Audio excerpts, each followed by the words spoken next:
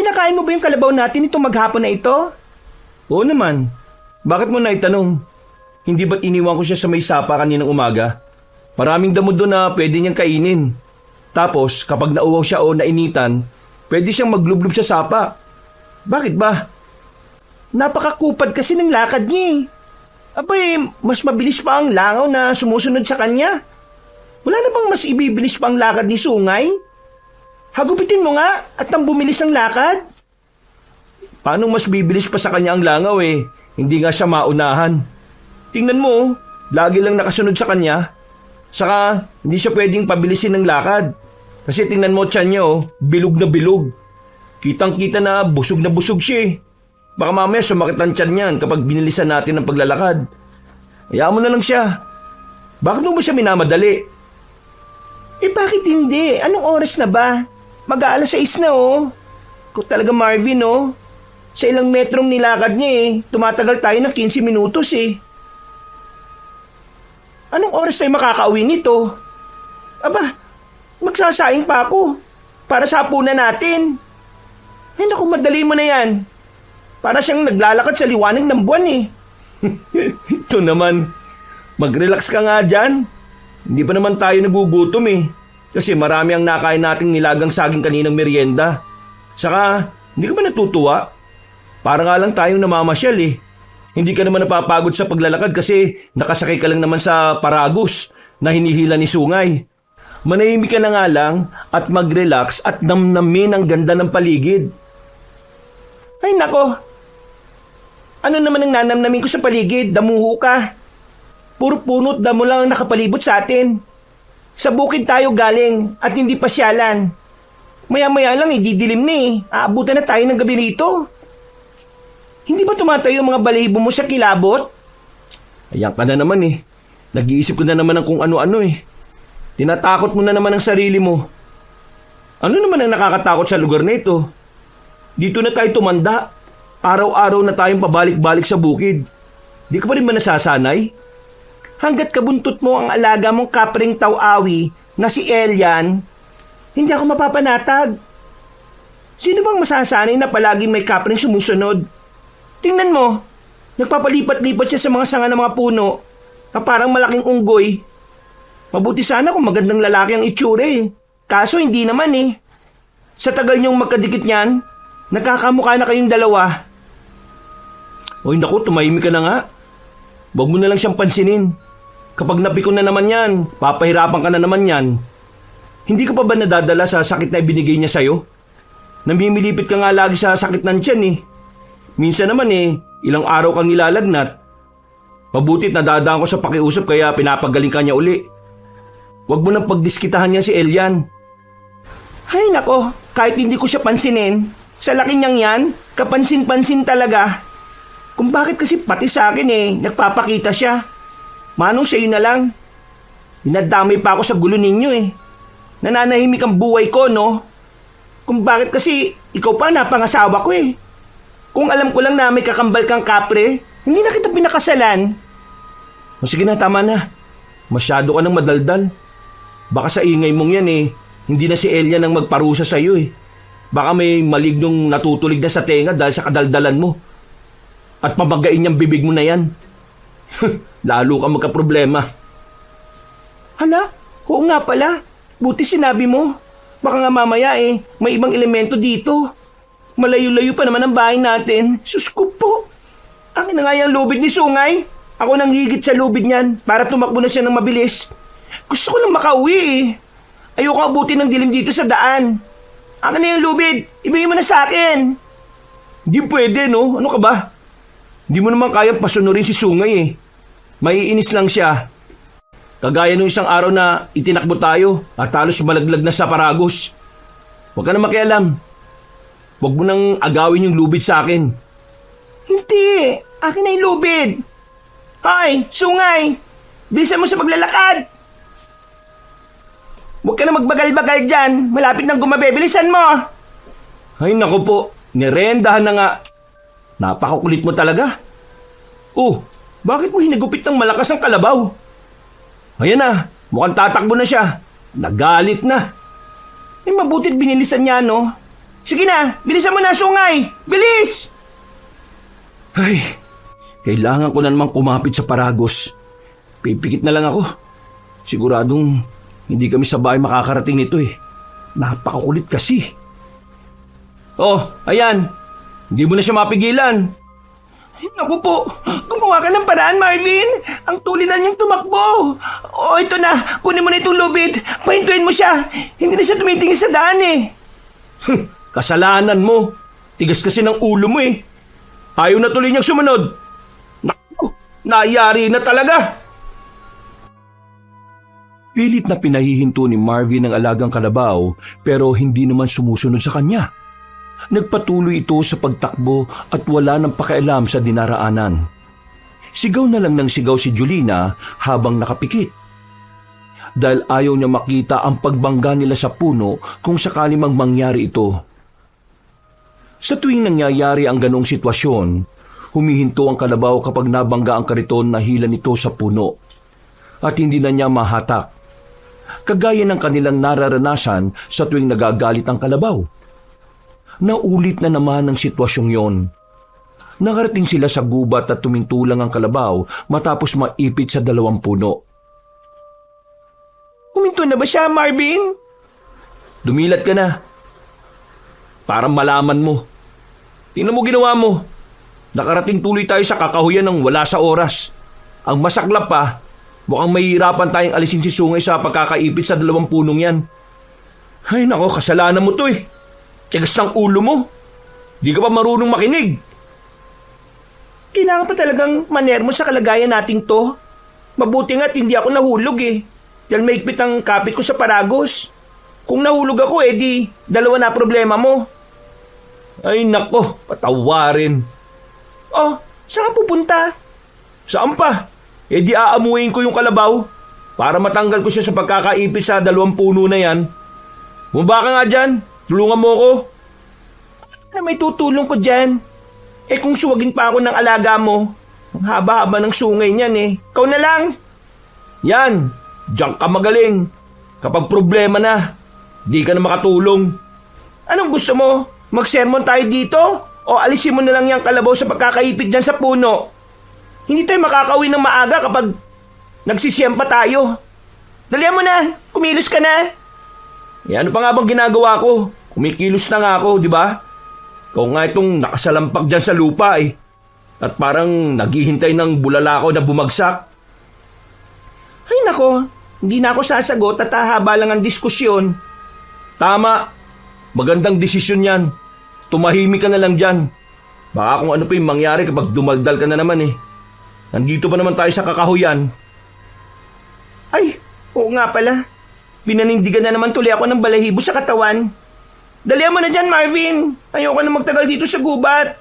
Gusto ko na umuwi. Bilisan mo. Maghintay ka dyan, no? Hirap na nga kami ni Sungay dito eh. Di ka naman nakakatulong. Humingi ka na kaya ng tulong sa kakambal mong kapre. Nasaan na ba yon? Bakit ba palagi mong sinasabi na kakambal ko siya? Hindi ko naman kakambal yun. Palagi kasi kayo magkasama eh. Anong tawag mo doon? Ay naku, ilang beses ko bang sasabihin sa'yo na kaya siya lagi nakabuntot sa akin dahil may hinihintay siya. Oo nga pala. Hinihintay niyang dumating ang oras na maisakatuparan niya yung kasunduan yung 2. Ang oras na kainin ka niya. Bakit nga ba hindi ka pa niya lapain? Kailan ba kasi darating yung araw na yon? Ano bang tanong yan? Parang gusto mo talaga akong mamatay na. Ikaw kaya pakain ko sa kanya. Masalamat ka at hindi kumakain ng babayang tawi-awi. Kahit papaano maswerte ka pa rin. Tsaka, wag mo na nga akong daldalin pwede. Hirap na nga kami ni Sungay dito dumadagdag ka pa eh. O sige na, tatahimik na ako. Diyan na muna kayo. Uy, saan ka pupunta? Naiihi ako. Ano, sasama ka? Sus! Huwag ka na lumayo. Baka mamaya problema na naman ang gawin mo. Oo na, dito lang ako. Bagyang lumayo si Julina sa kanyang asawa at nakubli sa likod ng malaking puno. Matapos umihi ay nakarinig siya ng mahinang ungol na parabang nahihirapan. Kumabog sa kaba ang kanyang dibdib. Pabalik-balik ang tingin niya sa asawang abot tanaw lang ang layo mula sa kanya. at sa lugar kung saan nanggagaling ang mahihinang hikbi. Putik yan. Ano ba yung naririnig ko? Parang nasa malapit lang ah. Parang babaeng umiiyak. Bakit naman nagkaroon ng babae dito? Anong gagawin niya sa lugar na ito? Hindi kaya maligno na? Engkanto? O baka multo? Ay, litsugas! Hoy, Marvin! Tara na nga muna dito! Oh, ano na naman yan? May naririnig kasi akong umiiyak dito eh. Dalian mo! Baka guni-guni mo lang yan. Sino naman ang iiyak dyan? Bumalik ka na dito. Huwag mo nang usisain pa yan. Oo nga, tama siya. Wala akong naririnig. Guni-guni ko lang yon. Makabalik na nga doon.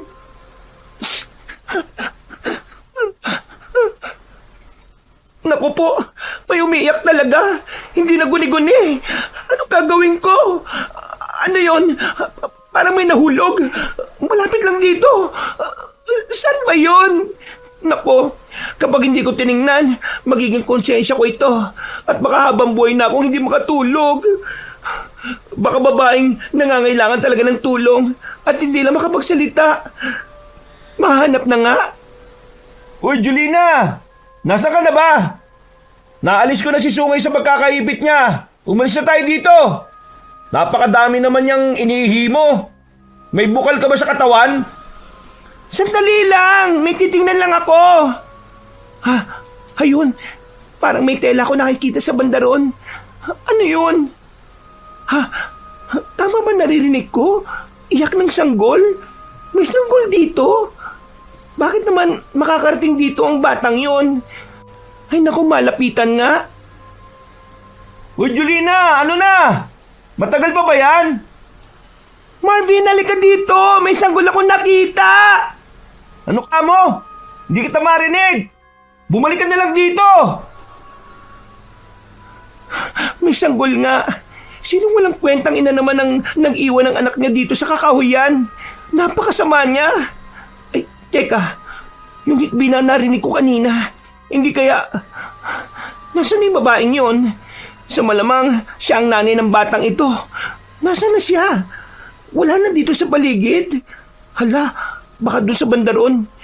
May bahaging malalim. Hindi kaya nahulog siya doon? May bakas nga roon na parang may dumaus-us ah. Hoy, Julina, ano ba? Ay, wala kang kutong lupa ka na mukhang kapre. Bakit ka nagugulat at damuhong ka? Yan tagal mo kasi. Akala ko kinuha ka na sana ng maligno sa gubat. Kaya di ka na nakabalik. Sira ulo ka talaga, no? Balak mo talaga akong ibigay sa mga elemento?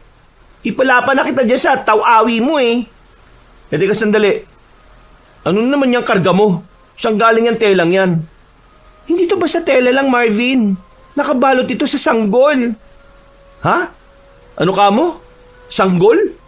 Oo, tingnan mo oh. Nakita ko ng isang sanggol, Marvin. Ang batang ito ay hulog ng langit para sa atin. Siguro walang mag-aalaga sa kanya sa langit kaya iniwan nila dito sa lupa. Sinadya nilang gawin para ipaalaga sa atin. Matagal na tayong humihiling ng anak, di ba? Ito na kasagutan sa mga panalangin natin. Binigyan na nila tayo ng anak. Hoy, sira ka ba? Hindi yan inihulog ng langit. Kung inihulog yan, edi lasog-lasog na yan. Isa pa, wag mong angkinin ng bata ah. Siguradong may magulang yan. Baka nandyan lang sa paligid at balikan yan maya-maya. Hindi, Marvin. Walang ibang tao dito maliban sa atin, no? Kung may magulang ito, baka iniwan niya dito. Walang sanggol na walang magulang. Paano yan may sisilang kung wala siyang ina? Mag-isip-isip ka nga. Ako ang nanay niya. Anak ko siya.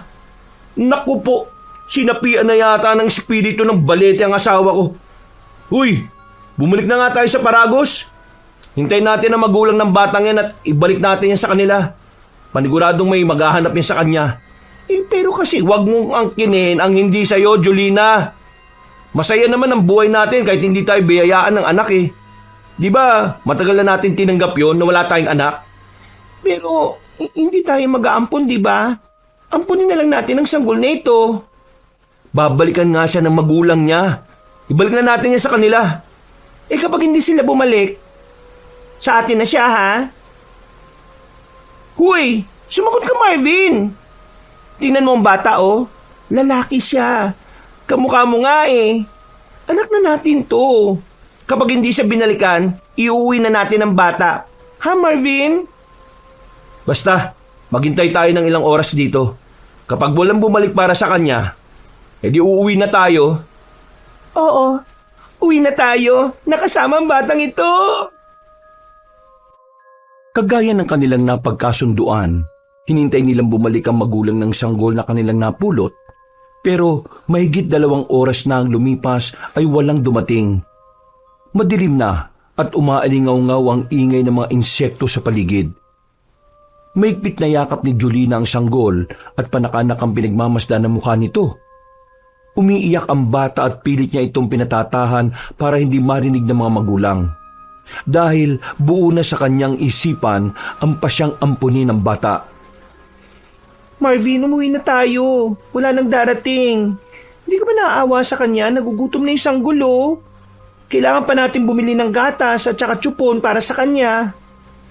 Ay nako, Kung totoo nga hanapin siya ng mga magulang niya, kahit saan pa ito mapunta, mahanap nila at babawiin nila to. kapag nangyari yon, ipangako mong ibabalik natin sa kanya ang batang yan, ha? Mangako ka. Oo na, nangangako na ako. O sige, mabuti naman. Okay, muwi na tayo. Yan, uwi na tayo, baby. Huwag ka nang umiyak, ha. Pumayag na ang tatay na umuwi ng bahay. Lumapad ang ngiti ni Julina nang pumayag na ang kanyang asawa. Habang pauwi ay maigpit ang kanilang panalangin na wala ng magulang ang bata para bawiin ito sa kanila. Giliw na giliw siya sa bata at mula ng sandaling yon ay itinuring na niyang tunay na anak ang sanggol. Maghahating gabi na mula nang sila ay makauwi. Pero hindi nila mapatahan ng sanggol sa pag-iyak. Hindi ito nabubusog sa na mula sa sinaing na tinimplahan ng asukal na kanilang pinainom. Masyado nang malalim ang gabi, oh. Di pa rin yan tumitigil sa pag-iyak. Kakabagi na yan. Kanina ko pa nga siya isinasayaw eh. Pero ayaw tumigil. Ayaw ding matulog. Baka gutom pa siya. Hindi siguro nasisiyan sa Ay naku, paano na to? Ba, hindi ko alam. Masyado ng gabi para pumunta sa bayan at bumili ng gatas niyan. Eh di ba si Maring Agnes maraming gatas dahil kapapanganak lang niya? O ano naman? Sunduin mo nga siya. Ha? Bakit? Nung iniisip mo? 10 oras na ng gabi, oh. Mambubulaho ka pa ng tao. Eh kailangan makainom ng gatas si Jepoy eh. Pwede siya kay Maring Agnes. Sabi niya, nalulunod naman ang anak niya sa dami ng gatas niya eh. Pwede nating ipasingit si Jepoy sa kanya. Ha? Jepoy? Sino si Jepoy? Ano ka pa naman? Si Jepoy, itong anak natin. Talagang binigyan mo na ng pangalan, ha? Huwag ka na nga umangal. Kesa naman wala siyang pangalan. Ano itatawag natin sa kanya? Sanggol? Bata? Mas masagwa naman yun. Ikaw ba gusto mong ganun ang tawag sa'yo hanggang paglaki? Yung palayo mo nga, hindi mo matanggap eh. Ay nako, ang haba na sinagot mo sa sinabi ko. Hindi talaga naubusan ng letra yung bibig mo eh, no? Basta, hindi pwedeng lumabas ng bahay si Maring Agnes dahil mahamog na at delikado yun sa bata. Kung ganon, tayo na lang pumunta sa kanila. Halika na, dali na natin si Jepoy sa kanya. Kahit ngayong gabi lang, kailangang uminom ng gatas ang anak natin eh. Dahil sa pangungulit ni Julina sa asawa, ay napapayag na rin niya ito. Sa awa ni Marvin sa sanggol, dinala nila ito sa kanilang kumare. Dahil hindi maalis ang mga tanong na ipinupukol sa kanila, si Julina na ang sumasagot. Sinabi niyang ang bata ay dinala sa kanila ng kanyang pinsan na galing sa kanilang probinsya at iniwan ng walang pasabi. Mahusay sa pagsasalita si Julina kaya napaniwala niya ang kumare at ang asawa nito. Matapos mapainom ng gata si Jepoy ay nakatulog na ito. Doon na rin sila pinatulog ng gabing yon para kung kailangan pa ng gatas ay naroon agad si Agnes. Kinabukasan, maagang pumunta si Marvin sa bayan para bumili ng pangangailangan ni Jepoy. unti-unti na ring nawili si Marvin sa sanggol. Hanggang sa ituring na rin niya itong anak. Isang linggo na ang lumipas at wala namang magulang na pumunta sa kanila para kunin ang bata. Kaya nagpasya silang tuluyan na itong ampunin. Mahal, pupunta na ako sa bukid ha. Huwag ka nang sumama dahil mag-i-spray lang naman ako ng abono sa palay. Kapag natapos ako uuwi rin naman ako kagad. Alagaan mo na lang si Jepoy dito ha. Oo, ako nang bahala sa kanya. Talaga namang hindi na ako makakasama sa bukid eh. Saka na siguro kapag naglalakad na itong anak natin. Oh, heto na pala yung baon mong pananghalian. Saka itong jug ng tubig. May yelo na rin yan. Huwag ka masyadong magbibilad sa araw ha. Oo, ako nang bahala sa sarili ko. Paano? Aalis na ako at naiinip na si Sungay. Baka mamaya iwan ako ng kalabaw natin. O sige. Abay magpaalam ka na muna dito kay Jepoy. Tingnan mo at panay ang papansin sa'yo. Ay nako, ilang buwan pa lang si Jepoy. Malay ba niyan sa ginagawa niya? Di pa naman yan nag-iisip eh. Sige na, alis na ako. Ito talaga tong taong to. Hanggang ngayon wala ka pa ring amor sa anak mo.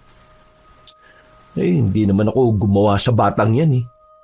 Ayoko mapalapit ng gusto at baka dumating ang araw biglang kunin siya ng magulang. Di bali na nga. O ano? Alis na ako ha? Sige na. Jepoy halika. Tanawin mo na lang si tatay mo. Pupunta na siya sa bukid. Pagpasensya mo ng tatay mong yan ha. At daig pang babaeng nilipasan ng buwanang dalaw. Minsan malambing sa'yo. Minsan naman ganyan parang walang pake.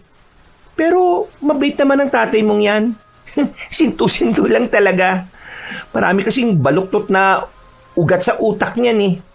Halika na dito. Ilalagay mo na kita sa kuna ha. Hugasan ko muna ang mga bote ng gatas mo. Ay teka. Kumulog. Uulan ba? Hindi naman madilim ang langit ah. Uy, bakit ka tumatawa, Jepoy? Saka, bakit titig na titig ka sa bintana? Anong meron dyan? Kumusta ka? Ay, kapre! Diyos ko! Bakit ka nakasilip niya sa bintana? Umalis ka dito! Balak mo bang takutin ang anak ko? Tingnan mo, umiyak tuloy. Umiiyak ba? Parang tumatawa nga. Mukhang tuwang-tuwa siya sa akin. Hindi siya natutuwa sa iyo, no, Elian? Gusto mo ba siyang lagdatin? Bakit mo nagpapakita sa kanya? Huwag mo nang idamay ang bata, ah. Ayos na yung kami nalang dalawa ni Marvin ang nakakakita sa iyo. Huwag mo nang takutin ang anak ko. Hindi ko naman siya tinatakot eh. Umiiyak na nga. Paano mo nasabing hindi natatakot yan? Umiiyak siya dahil maingay ka. Parang nakikipaglaro lang ako sa kanya eh. Teka, lalaki siya no? Ha? Hindi siya lalaki. Umalis ka na nga rito. Sumunod ka na doon sa kakambal mo. Siya na lang ang guluhin mo. Bakit ka ba nagpaiwan pa? Sige na, pumunta ka na sa bukid. Ang batang yan, hindi maganda ang kutob ko sa kanya. Nababalutan siya ng kakaibang enerhiya. Ay naku, huwag mo na akong takutin. Hindi mo ako mapapaniwala sa mga sinasabi mo. Gusto mo lang itakwil ko ang bata para may pagkain ka na. Hindi ba't lalaki ang kinakain ng kagaya mong taw-awi? Oo nga, pero ayaw ko sa kanya. Hindi siya magandang nilalang. Ibalik niyo siya kung saan siya nararapat. O kaya, patayin niyo na lang siya. Ikakapahamak niyo ang pag-ampon sa batang yan. Hindi siya normal. Ay naku, nagsalita ang normal. Tingnan mo nga itsura niyong dalawa Sino sa inyo ang mukhang normal at hindi? Malaki kang nilalang. Mas mataas ka pa nga sa puno ng mangga dyan sa bakuran eh. Mahaba ang braso at bias mo. Malaki mga mata. May pangil na matutulis. Mahaba ang buhok. Hindi ka nga mabalahibo pero maitim naman ang balat mo. Nanlalait ka ba? Hindi Sinasabi ko lang ang kaibahan ng itsura niyo ni Jepoy. Ang anak ko, gwapo, mana sa akin. Hindi mo naman siya kamukha eh. Ay nako. Ayaw ko na makipag-usap sa'yo. Kaya pala, Kumulog kanina kasi parating ka. Umalis ka na nga dito. Ayaw nang huminto sa pag-iyak ang bata eh. Baka mamaya lagnatin na ito mamayang gabi. Alis! Chupi! Binalaan lang kita sa batang yan. May dala siyang kapahamakan sa inyong mag-asawa. Talaga ba? Sa pagkakaalam ko ikaw ang nagdudulot ng kapahamakan sa amin eh. Di ba? Kaya ka palaging nakasunod sa amin dahil sa kasunduan niyo ni Marvin na pagdating ng araw gagawin mo siyang pagkain. Oo. Dapat nga ginawa ko na yun dati pa. Kaso lang, iniligtas niya ako sa gubat ng madaganan ng natumbang puno ang paa ko. Kaya pinalawig ko ang kasunduan. At ikaw naman. Oh, anong ako? Hoy, kapring walang balahibo. Wag na wag mo akong dadamay sa kung anong plano mo ha. Sasamayin ka sa akin. Kapag dumating na ang araw na kakainin ko ng asawa mo, kukunin kita para gawing laruan at alipin. Ga? Nek-nek mo. Hindi mo magagawa yan sa akin, no? Ang dami-daming albularyo dito at kaya-kaya kanilang itaboy. Narinig ko na yan sa iyo dati pa. Lumapit ka na nga sa kanila pero wala naman silang nagawa. Natakot lang sila sa akin. Subukan nilang saktan ako. Gagawin ko talaga silang pagkain. Kinatatakutan ako ng mga albularyong sinasabi mo, babae. Oh, umiyak na tuloy na malakas. Anak, tana. Huwag ka matakot. Nagbibiro lang naman yung kapring yan Hindi niya tayo sasaktan. Hoy, Elian! Natakot mo talaga yung bata, oh! Kailangan mo siyang patahanin. Ako? Sa akin natakot? Sa iyo siya nakatingin Kada titingin sa iyo umiiyak siya. Akin na, ibigay mo sa akin ang bata. Ako magpapatahan sa kanya. Ay, hindi na pala. Wala akong tiwala sa mga kapring kumakain ng lalaking tao. Sige na, umalis ka na dito. Pagkasabi noon ay isinarado na ni Jolina ang bintana. Isinayaw-sayaw niya ang sanggol para tumahan hanggang sa makatulog na ito. Dahil sa takot niya sa kapre, hindi niya inilalayo ang bata sa kanya. Kahit saan siya magpunta ay dala niya ang kuna kung saan ito natutulog. Hapon na umuwi si Marvin. May dala siyang mga gulay para sa hapunan. Kaya habang nagpapahinga ay siya naman ang nagbantay kay Jepoy. Hanggang sa may napansin siyang kakaiba sa bata. Mahal, tinan mo si Jepoy Halika, bilis! Ayun, nagluluto ako dito sa kusina Sandali lang. Tingnan mo kasi. Nagiging kulay-pula yung mga mata niya Ano ka mo? Kulay-pulay yung mga mata niya. Abay, patingin nga. Oh, ayan Kakaiba, di ba? May pagka-foreigner siguro tong batang to. Naku, oo nga. Abay, bakit nga kulay pula mga mata ni Jepoy? Sandali nga. Sasalatin ko yung noo at leeg. Baka naman may lagnat.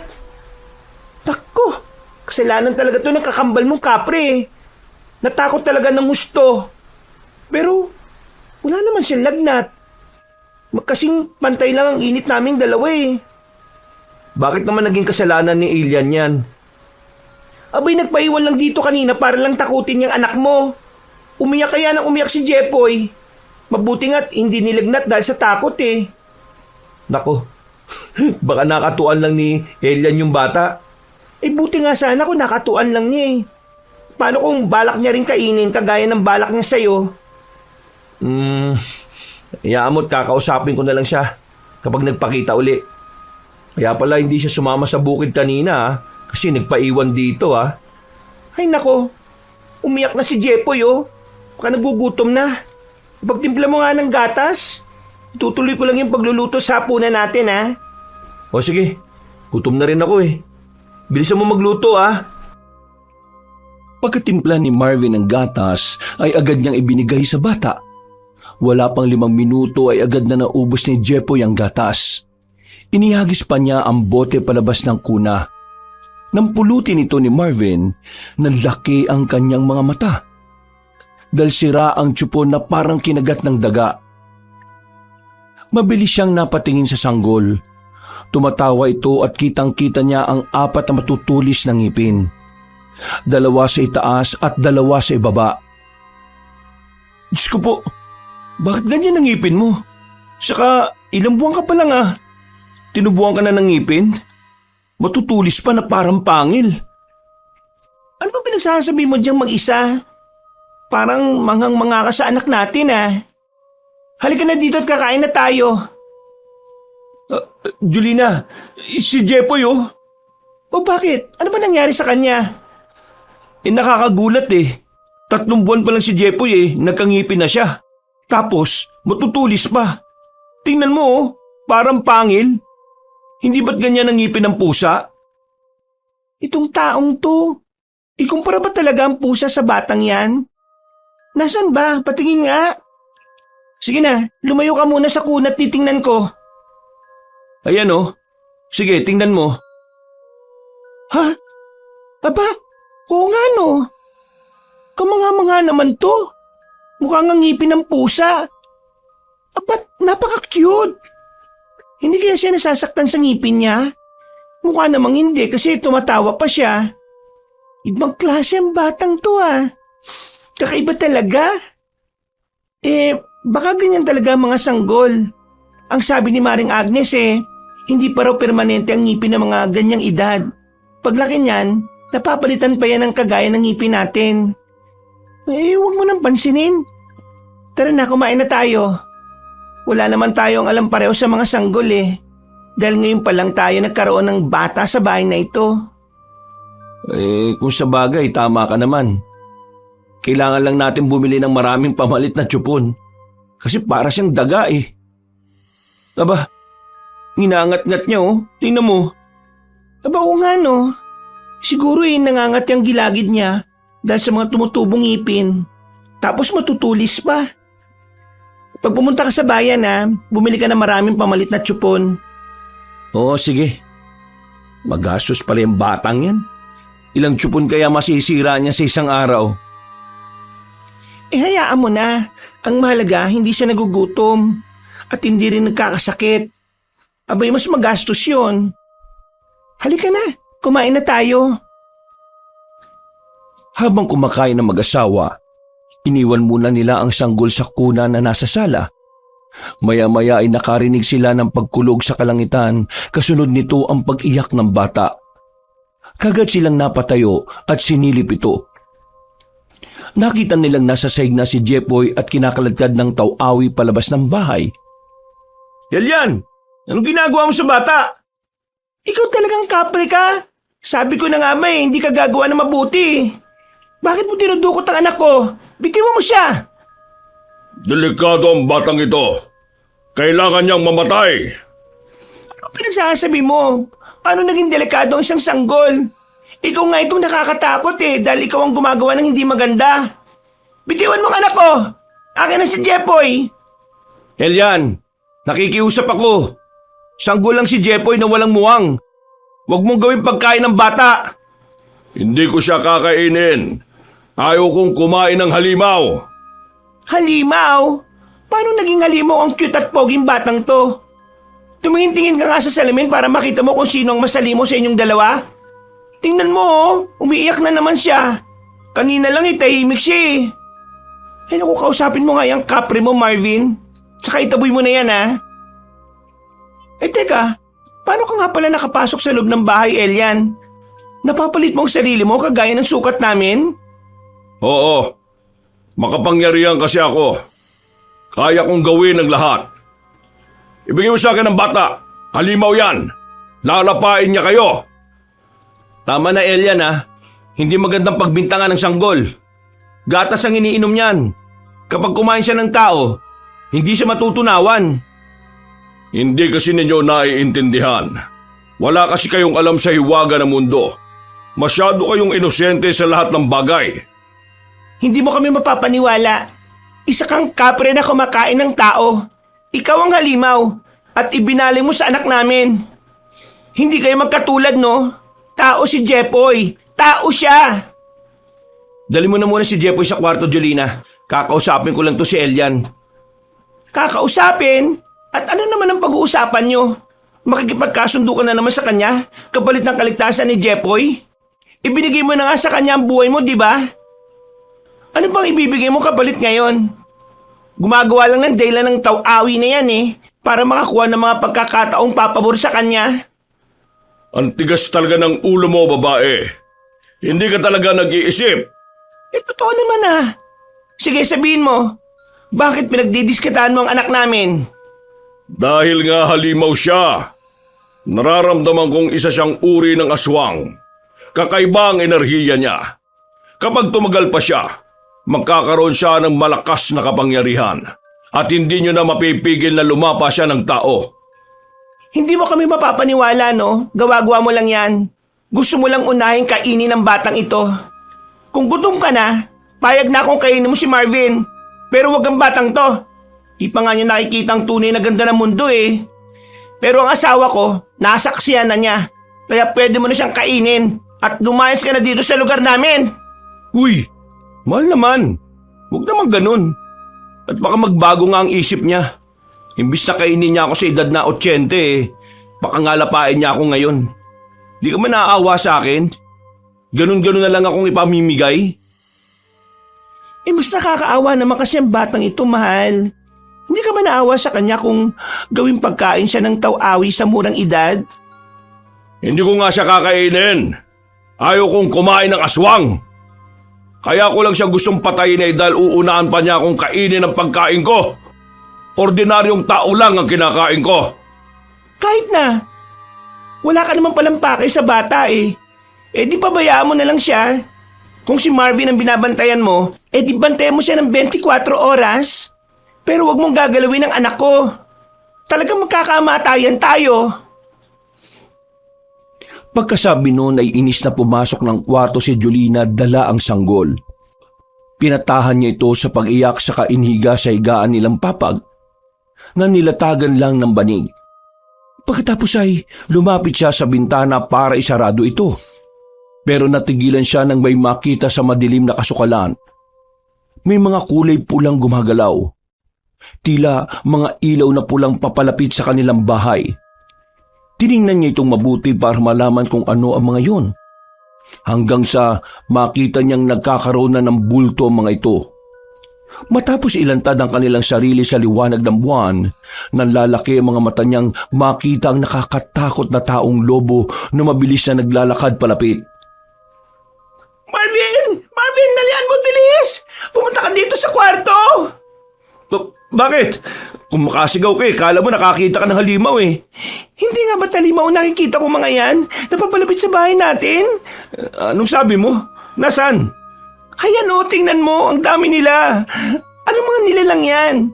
Ha? Hindi ko rin alam. Ngayon lang ako nakita ng ganyang nilalang sa tanang buhay ko. Mga aswang yan. Sila ang mga tinatawag na sarot. Mga taong lobo sa gabi at tao ang itsura sa araw. Mababangis sila at malalakas. Nandito ka pa? At talagang pumasok ka pa rito sa kwarto namin? Pribadong lugar na to Di ka ba tinuruan ng mga magulang mo kung paano ka rumispeto? Tapos sumasabat ka pa talaga sa usapan ng mag-asawa. Ay, pasensya na. Nagulat lang kasi ako sa pagsigaw mo.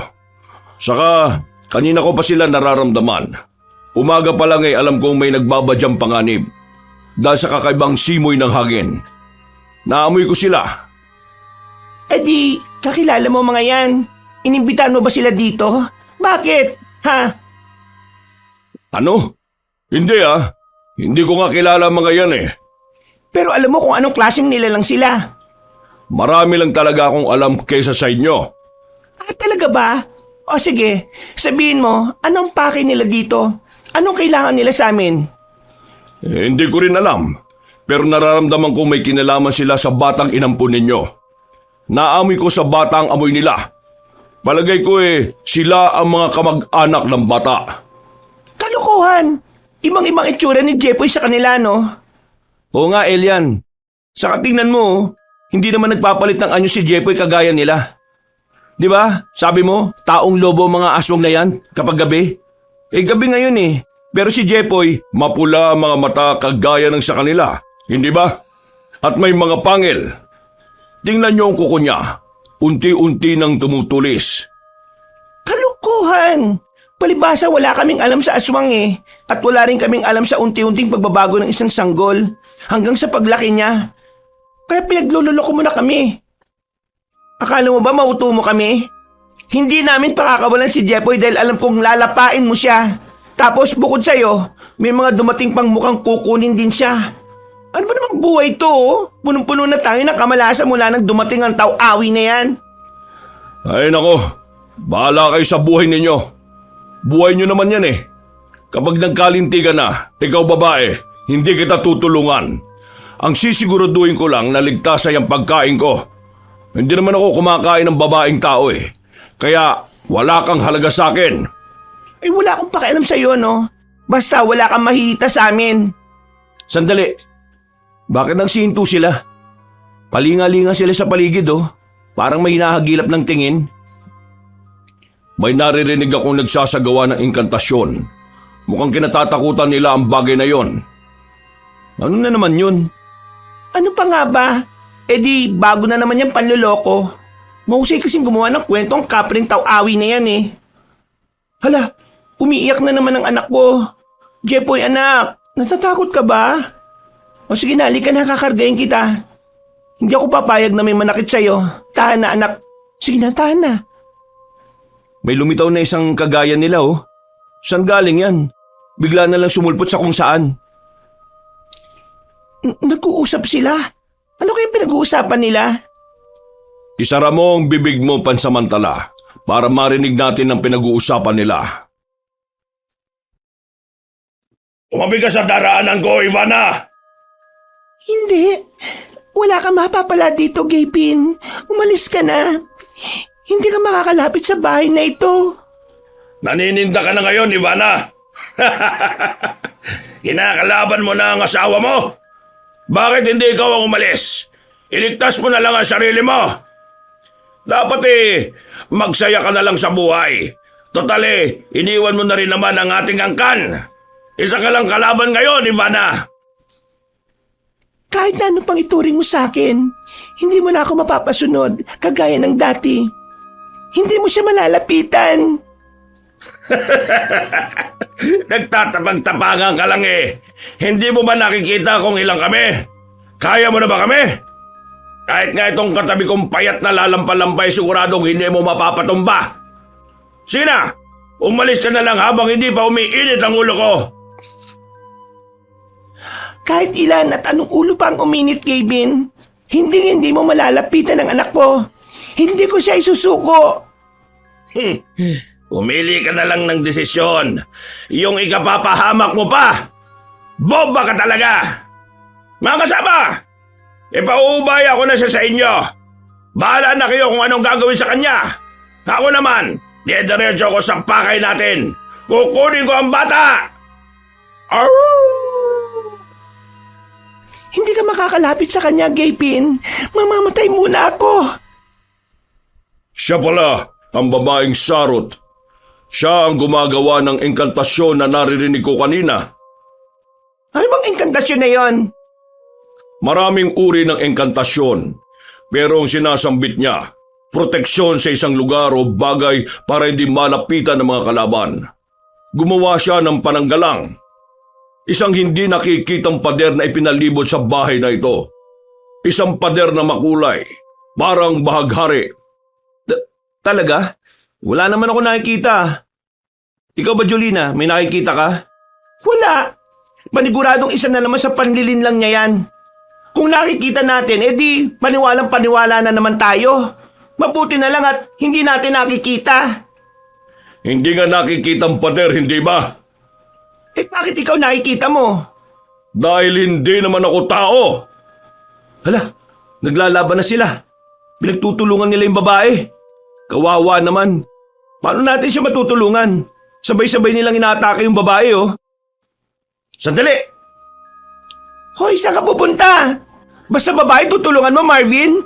Wala ka talagang pinipiling lugar ah. Hindi naman sa ganon. Ano lang kasi, kawawa naman siya. O sige, magpalusot ka pa. Nagkakaganyan ka mula nang nakakasama mo na itong kapring walang balahibong yan. Bakit hindi na lang siya tumulong sa kanya? Total, pare-pareho naman silang halimaw. Ay, Teka, nasaan na siya? Bigla na lang nawala yung kapre. Tingnan mo, kapag ganito ang sitwasyon, tumatakas siya. Natatanda mo ba yung nagwala si Sungay at nabatbat tayo sa gubat? Hindi man lang niya tayo tinulungan. Tapos ngayon, umalis na naman. Ay nako, wala talagang kwenta yung kapreng yon. Isarado mo nga yung mabuti yung mga pinto at bintana. Baka mamaya ay pumasok sila dito, tapos kumuha ka na rin ng panlaban. Anong panlaban naman? Wala naman tayong alam sa kanila.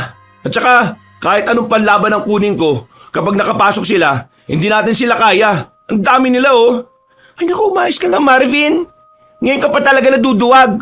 Tingnan mo tuhod mo, oh. Ang lakas ng panginginig. Ay nako, kargain mo nga itong anak mo at akong kukuha ng itak sa kusina. Sandali, Ano na naman? may malaking anino sa labas oh. Anino? Ano anino ba sinasabi mo? Aba, teka, oo nga no. Kilala kong aninong yan. Si Elian yan. Nagpakita siya sa mga aswang. Naku po, umipang malakas na hangin. Nilipad ang mga sarot palayo. Isarado ang pinto, Marvin, para hindi pumasok ang alikabok dito. Oo, isasarado ko na. Umalingaw-ngaw ang mga atungal sa labas ng bahay, kasabay ng malakas na hangin na gawa ng taw-awi. Tahimik lang silang nakinig at nakiramdam. Hanggang sa tumahimik na ang paligid. Matapos ang ilang minuto, nakarinig sila ng mga katok sa pinto. Sa una ay malakas pero mabagal hanggang sa paunti-unting humina. Nasasabayan din ito ng mahinang pagtawag ng tulong mula sa isang babae. Naririnig mo ba yon? Hindi naman ako bingi, no? Kaboses niya yung ungol na narinig ko sa gubat dati. Baka yung babaeng lobo yun. Baka kailangan niya ng tulong. Basta babae talaga, Marvin. Hindi ka man lang nag-iisip na baka sakmaling ka niyan? Sa boses niyang nangihina na ganyan, may lakas pa kaya siyang manakit? O sige, ipagtanggol mo pa. Kung gusto mo mamatay ng maaga, edi buksan mo yung pinto at sakloloan mo. Ano? Di ka na kumilos yan. Eh paano kung kikilos pinagdidilatan mo ko? Ha?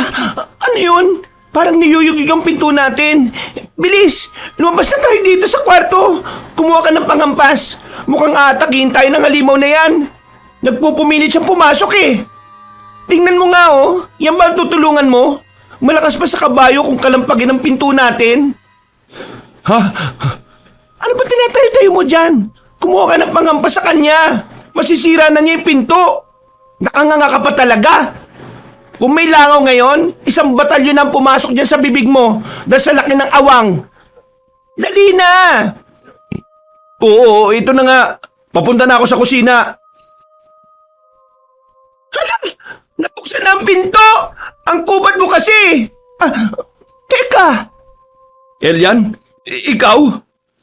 Ang tagal naman ninyong buksan ang pinto. Kailangan ko pang paulit-ulit na sipain. Bakit buhat mo yung babaeng yan? Saan galing yan? Siya ang matapang na sarot kanina na lumaban sa mga kalahi niya. Nawala na siya ng malay dahil sa panghihina ng katawan. Sugatan siya. Kailangan niya ng tulong. Dito, higa mo dito sa mahabang upuan na kawayan. Sandalit kukuha ko ng una sa kwarto. Napakagaling naman talaga ninyo, ano? Asikaso ang babae. Magkuntugin ko kayong dalawa Alis na ako. Pupunta ako sa amin para kumuha ng gamot para sa kanya. Ikaw na munang bahala sa kanya. Hindi niya kayo sasaktan. Nararamdaman kong mabuti siyang nilalang. At inutusan pa talaga ako? Hoy! Tingnan mo itong kapre na to. Bigla na lang naglaho. Kapal na mukhang magpasok ng naghihingalo dito. Tapos utusan pa ako mag-alaga. Ay nako! Oh, ito na unan. Oh, Elian, ito na ang unan. Oh, nasan ka? Akin ang unan. Ha? Nasaan si Elian? Pinalayas ko na. Akin na nga yung unan na yan. Ano naman ang gagawin mo sa unan? Ganito ihahampas ko sa'yo. Nagkukumaw ka pa talaga sa pag-aasikaso sa kanya? Rico naman. Ano ka ba naman? Sugatan yung tao Hindi tao yan, halimaw yan. Aso nga sabi ni Taw-awi na yun, di ba? Ano nga klaseng aso yung sinabi niya? Sarot? O tingnan mo, pati yun natanda mo talaga.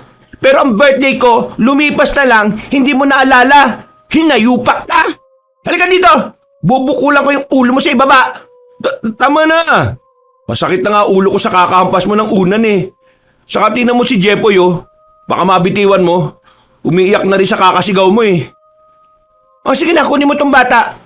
Ako ang titingin sa babaeng yan. Baka mamaya, titigan mong mabuti habang tumutulo ang laway.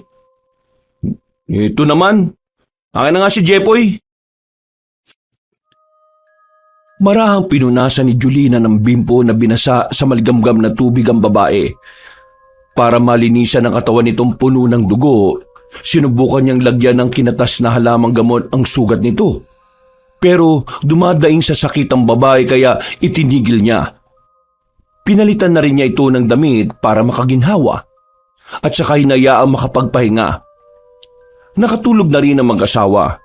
Pero siniguro nilang mahigpit ang pagkakasara ng pinto ng kanilang silid para siguradong ligtas sila sa panganib. Mababaw ang tulog ni Julina dahil nakikiramdam siya sa babae. Alam niyang mapanganib ito kaya ayaw niyang magtiwala. Kinabukasan, bago sumikat ang araw, bumangon na siya. Nanlaki ang mga mata niya nang makita ang mahaba nitong dila na dinidila ng mga sugat nito sa katawan. Pasensya na kung nakita mo akong ganito. Mukhang natakot kita kasi hindi ka nakapagsalita eh. Hindi ka rin nakasigaw. Sobrang takot mo ba? Ako? Natatakot? Sa'yo? Hindi ah. Nagulat, oo. Nagagawa mong pabain ng ganyan ang dila mo? Abot hanggang siko? Ang galing naman yan. Bukod dyan, ano bang kaya mong gawin? Nagkagaya mong aswang na sarot. Paano mo nalaman yan? E di kay Elian. Sino siya? Isang tau-awi. Tau-awi? Ano yon? Ay nako, pag bumalik siya, malalaman mo rin. Sige na, magluluto na ako ng almusal. Doon tayo sa kusina. Wag na, dito na lang ako. Tayo na! Hindi ka dapat tumatanggi sa may-ari ng bahay, no? Di ka ba nahihiya? Ano yan? Makikitulog ka lang at makikikain dito? Hindi pwede sa akin yon. Habang nandito ka, kailangan mong kumilos sa bahay. Dapat matuto kang makisama. Sige. Ang tapang-tapang mo kagabi tapos ngayon, para kang duwag na umaatras kasi takot na matapakan ng tao. Ano ba pinagagawa mo sa buhay at hinahabol ka ng mga pangit na lobong halimaw na yon? Sige na, maghiwa ka ng sibuyas at magdikdik ng bawang. Magsasangag kasi ako. Maraming tirang kanin kagabi. Hindi kami nakakain ng maayos dahil sa gulo na dinala mo eh. Tingnan mo itong kusina oh. Hindi ko na naligpit ang mga kalat. Kasalanan mo ito eh. Kaya mamaya linisin mo ang kusina. Oo, ako nang bahala maglinis dito. Siya nga pala, ikaw na lang dito sa bawang ha. At bakit? Nag-iinarte ka? Walang lugar ang pag-iinarte dito sa bahay ko. Kung senyorita ka sa inyo, pwes dito, alipin kita. Kuha mo. Hindi naman sa nag-iinarte ako, kaso nakakamatay sa kagaya ko ang bawang eh. Ah, talaga? Eh di kapag pinalunok ko sa iyo ang isang ulo ng bawang, mamamatay ka na? Oo, tama. Mamamatay ka nga. Kasi ang laki nito eh. Tsak mabubulunan ka. Huwag mong ilapit sa akin, pakiusap. May panakot na ako sa'yo. Kung ganon, takot pala ang mga aswang sa bawang? Hindi mo alam? Itatanong ko ba kung alam ko? Ang boba mo ha? Kakaiba ka. Paano kakaiba? Ang mga tao, takot sa aswang kaya pinapatay kami.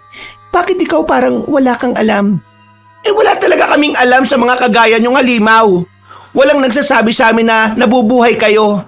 Hindi rin kami nakikipagkwentuhan sa mga taong walang magawa sa buhay. Ah, kaya pala. Eh teka, maiba ko. Taga saan ka? Bakit kayo sumugod dito sa bahay namin kagabi? Nagkataon lang ba na dito kayo nagkapanagpo? Pero hindi eh. May pinag-uusapan kayong bata kagabi. Ano yon? Ha? Ano kasi? Sasagot ka ba ng tapat o lulunukin mo itong bawang? Ako ang ina ng batang pinulot mo. Anong sinabi mo? Ha! Tumigil ka nga. Marami ang pwedeng mang-angkin sa batang yan. Pero anak siya ng pinsan ko at iniwan sa akin. Kaya paano mo nasabing anak mo si Jepoy? Jepoy? Jepoy ang ibinigay mong pangalan niya. Huwag mong iniiba ang usapan! Sa gubat, tumatakas kaming mag-ina. Pero hinahabol kami ng tatay niya kasama ang mga kalalakihan sa kanilang angkan. Lumaban ako pero malalakas sila. Sugatan ako at nang hindi ko na kayang itakbo ang bata, iniwan ko siya saglit sa tabi ng isang puno. Tapos, nagpahabol ako para iligaw sila. Nang babalikan ko na siya, hindi na kinain ang katawan ko. Pero, dinig na dinig ko ang boses ng mag-asawang kumuha sa kanya. Hindi lang ako makapagsalita noon. Tuluyan na akong dumaus-us pababa sa bangin. Na makabawi ako ng lakas at gumaling, hinanap ko kayo kung saan-saan. Kung alam mo na mapanganib o nanganganib si Jepoy, bakit mo siya hinanap? Dapat pinabayaan mo na lang siya sa amin dahil hindi na namin siya pababayaan. Bakit nagpakita ka pa? Ilang araw na ako nagmamasid sa inyo. Hindi ko kayo ginugulo. Mula sa malayo nagbabantay lang ako. Ayaw ko na rin siyang guluhin sana pero nasa panganib ang anak ko. Hinahanap siya ng kanyang ama, si Gavin, para patayin siya. Ano? Bakit niya yung gagawin sa anak niya? Sira na ba ang tuktok niya? Kung sa bagay, kagabi nang makita ko siya wala siyang tuktok. Patag ang ulo niya. Siya yung maangas, hindi ba? Oo, siya nga. Oh, bakit nga niya papatayin ang anak niya? Dahil sa isang hula. Merong manghuhula sa tribo namin. Pinapaniwalaan siya ng lahat. Pagkasilang pa lang ng anak ko, sinabi na niyang siya ang magtatakda ng pagkaubos ng lahi namin. Dahil doon, ipinag-utos sa mga nakatatanda na patayin ng bata. Ah, kaya kayo tumakas. 100 ogag naman pala sila para maniwala sa hula. Kaya nga hula kasi hindi alam ang totoo. Lahat ng hula niya ay nakakatotoo. Nakikita niya ang hinaharap ng bawat isa sa amin. Naniniwala ka sa hula niya? Kung pagbabasihan ng mga nangyayari sa nakaraan sa aming tribo, oo. Pero ngayon, ang kailangan kong gawin ay panatilihing ligtas ang anak ko. Paano mo naman siya ililigtas sa kanila? Kung may ganun na palang balak, dapat umalis na pala kami dito. Aayain ko si Marvin na umuwi muna kami sa ate ko sa Romblon. Kahit saan pa kayo pumunta, masusundan nila kayo.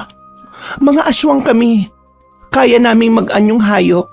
At kapag nasa ganong anyo kami, mas malakas ang aming kakayahan. Wala pala kaming takas kung ganon. Di, wala ka nang ibang magagawa kung hindi ang labanan sila. Hayaan mo, ipagdarasal kita. Salamat. Salamat din sa pag-aalaga mo sa anak ko. Ano nga palang pangalan mo?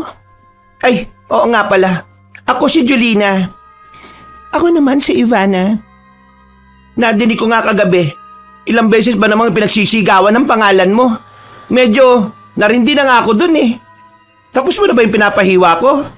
Ay, oo nga pala. Pasensya na. Heto. Matapos silang makapag-almusal, saka naman dumating si Elian dala ang gamot para kay Ivana. Namangha ang babaeng aswang nang malamang mas mabisa ang gamot na yon kaysa sa kanyang laway dahil mabilis na natuyo ang kanyang mga sugat. Sa buong araw, nasa bahay lang sila at nag-iisip kung ano ang gagawin. Kung sakaling bumalik uli ang mga aswang. Inamin ni Ivana na ang engkantasyon niyang pananggalang ay meron ding hangganan. Habang nag-iisip sila, ay nagkaroon naman ng pagkakataon si Ivana na makapiling ang kanyang anak. Tuwang-tuwa siya dahil nayayakap at nanghahagkan niya ito. Hanggang gabi ay siya ang nag-alaga dito. Dahilan para makaramdam naman ng inis at selo si Julina. Pero hindi niya mabawalan ang babae na makasama ang anak nito.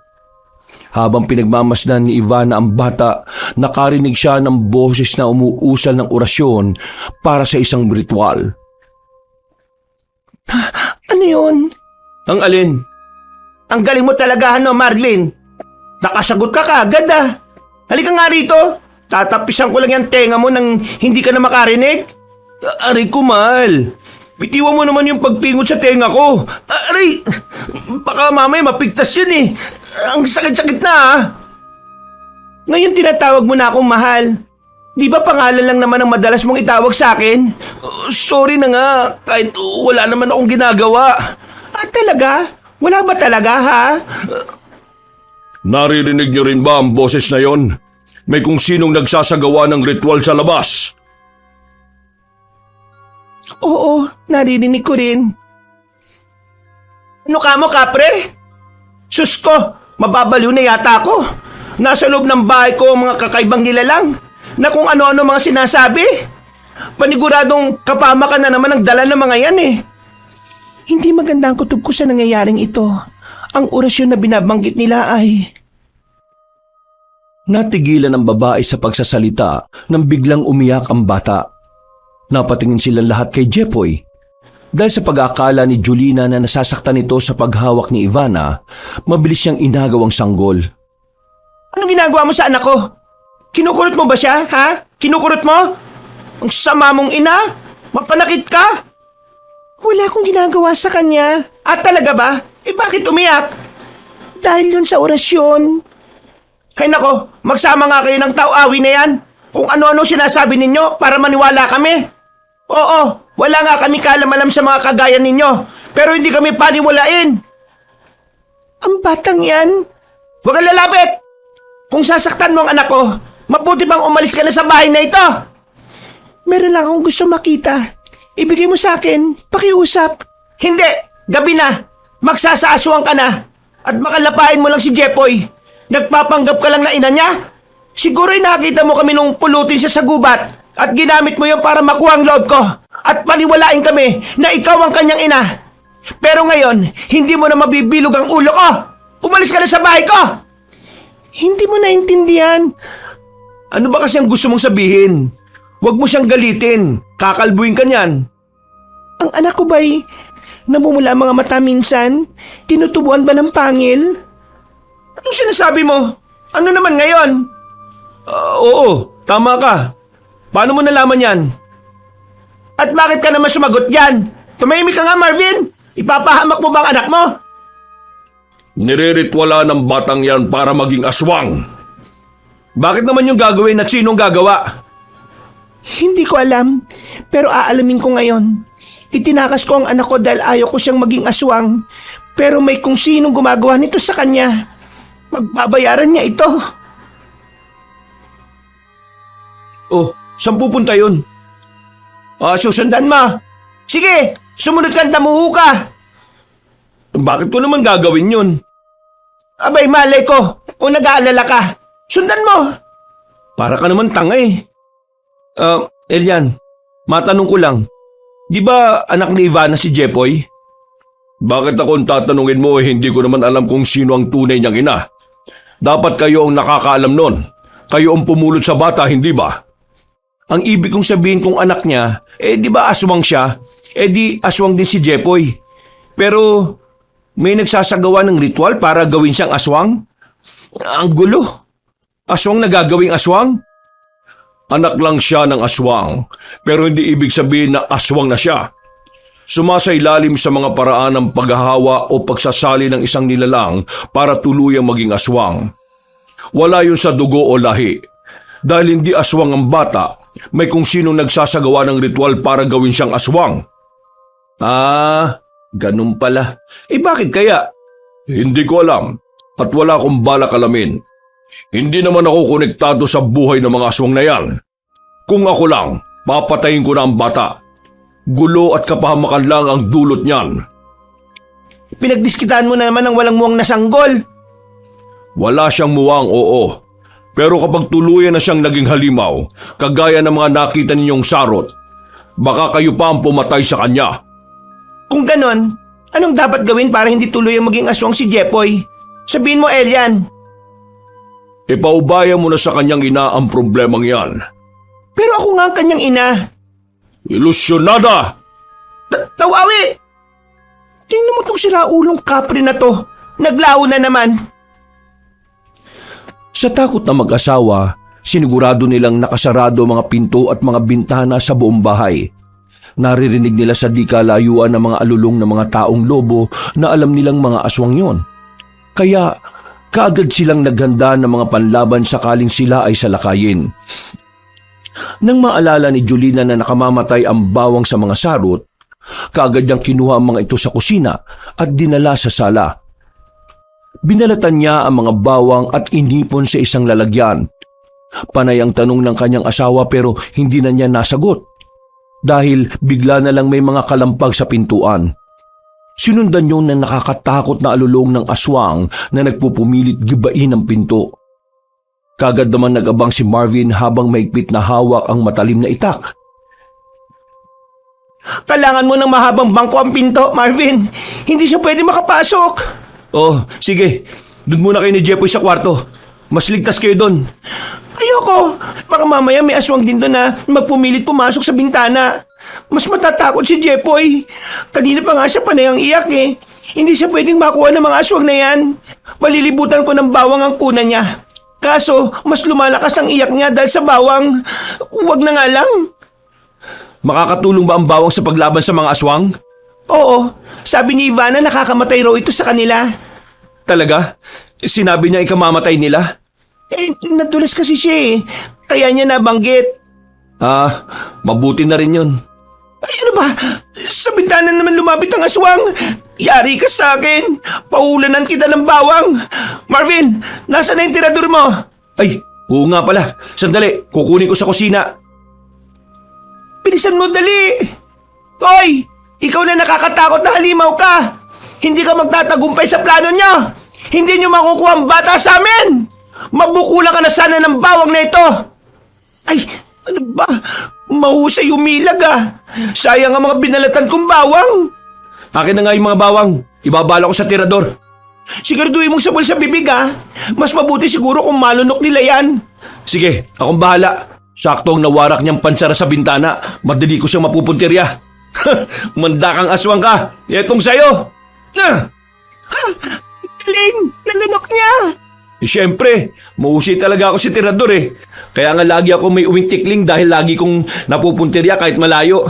Sabi ko na eh, tamang pinalunok mo sa kanyang bawang. Tingnan mo malo, bumagsak siya habang sa buong tiyan. Tingnan nga natin kung ano nangyayari sa kanya. Huwag ka nang lumapit sa bintana. Baka mamaya tumayo pa yan at habulting ka. Nanghihina na siya, Marvin.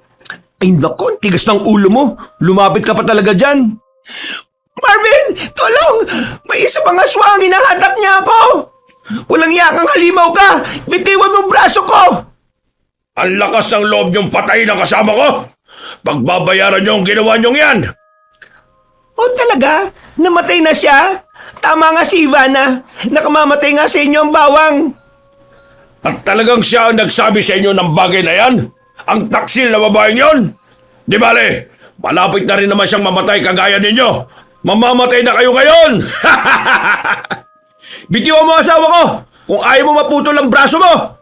Bagong ngasa pa naman tong itakong ito. Kayang-kaya kitang tantarin.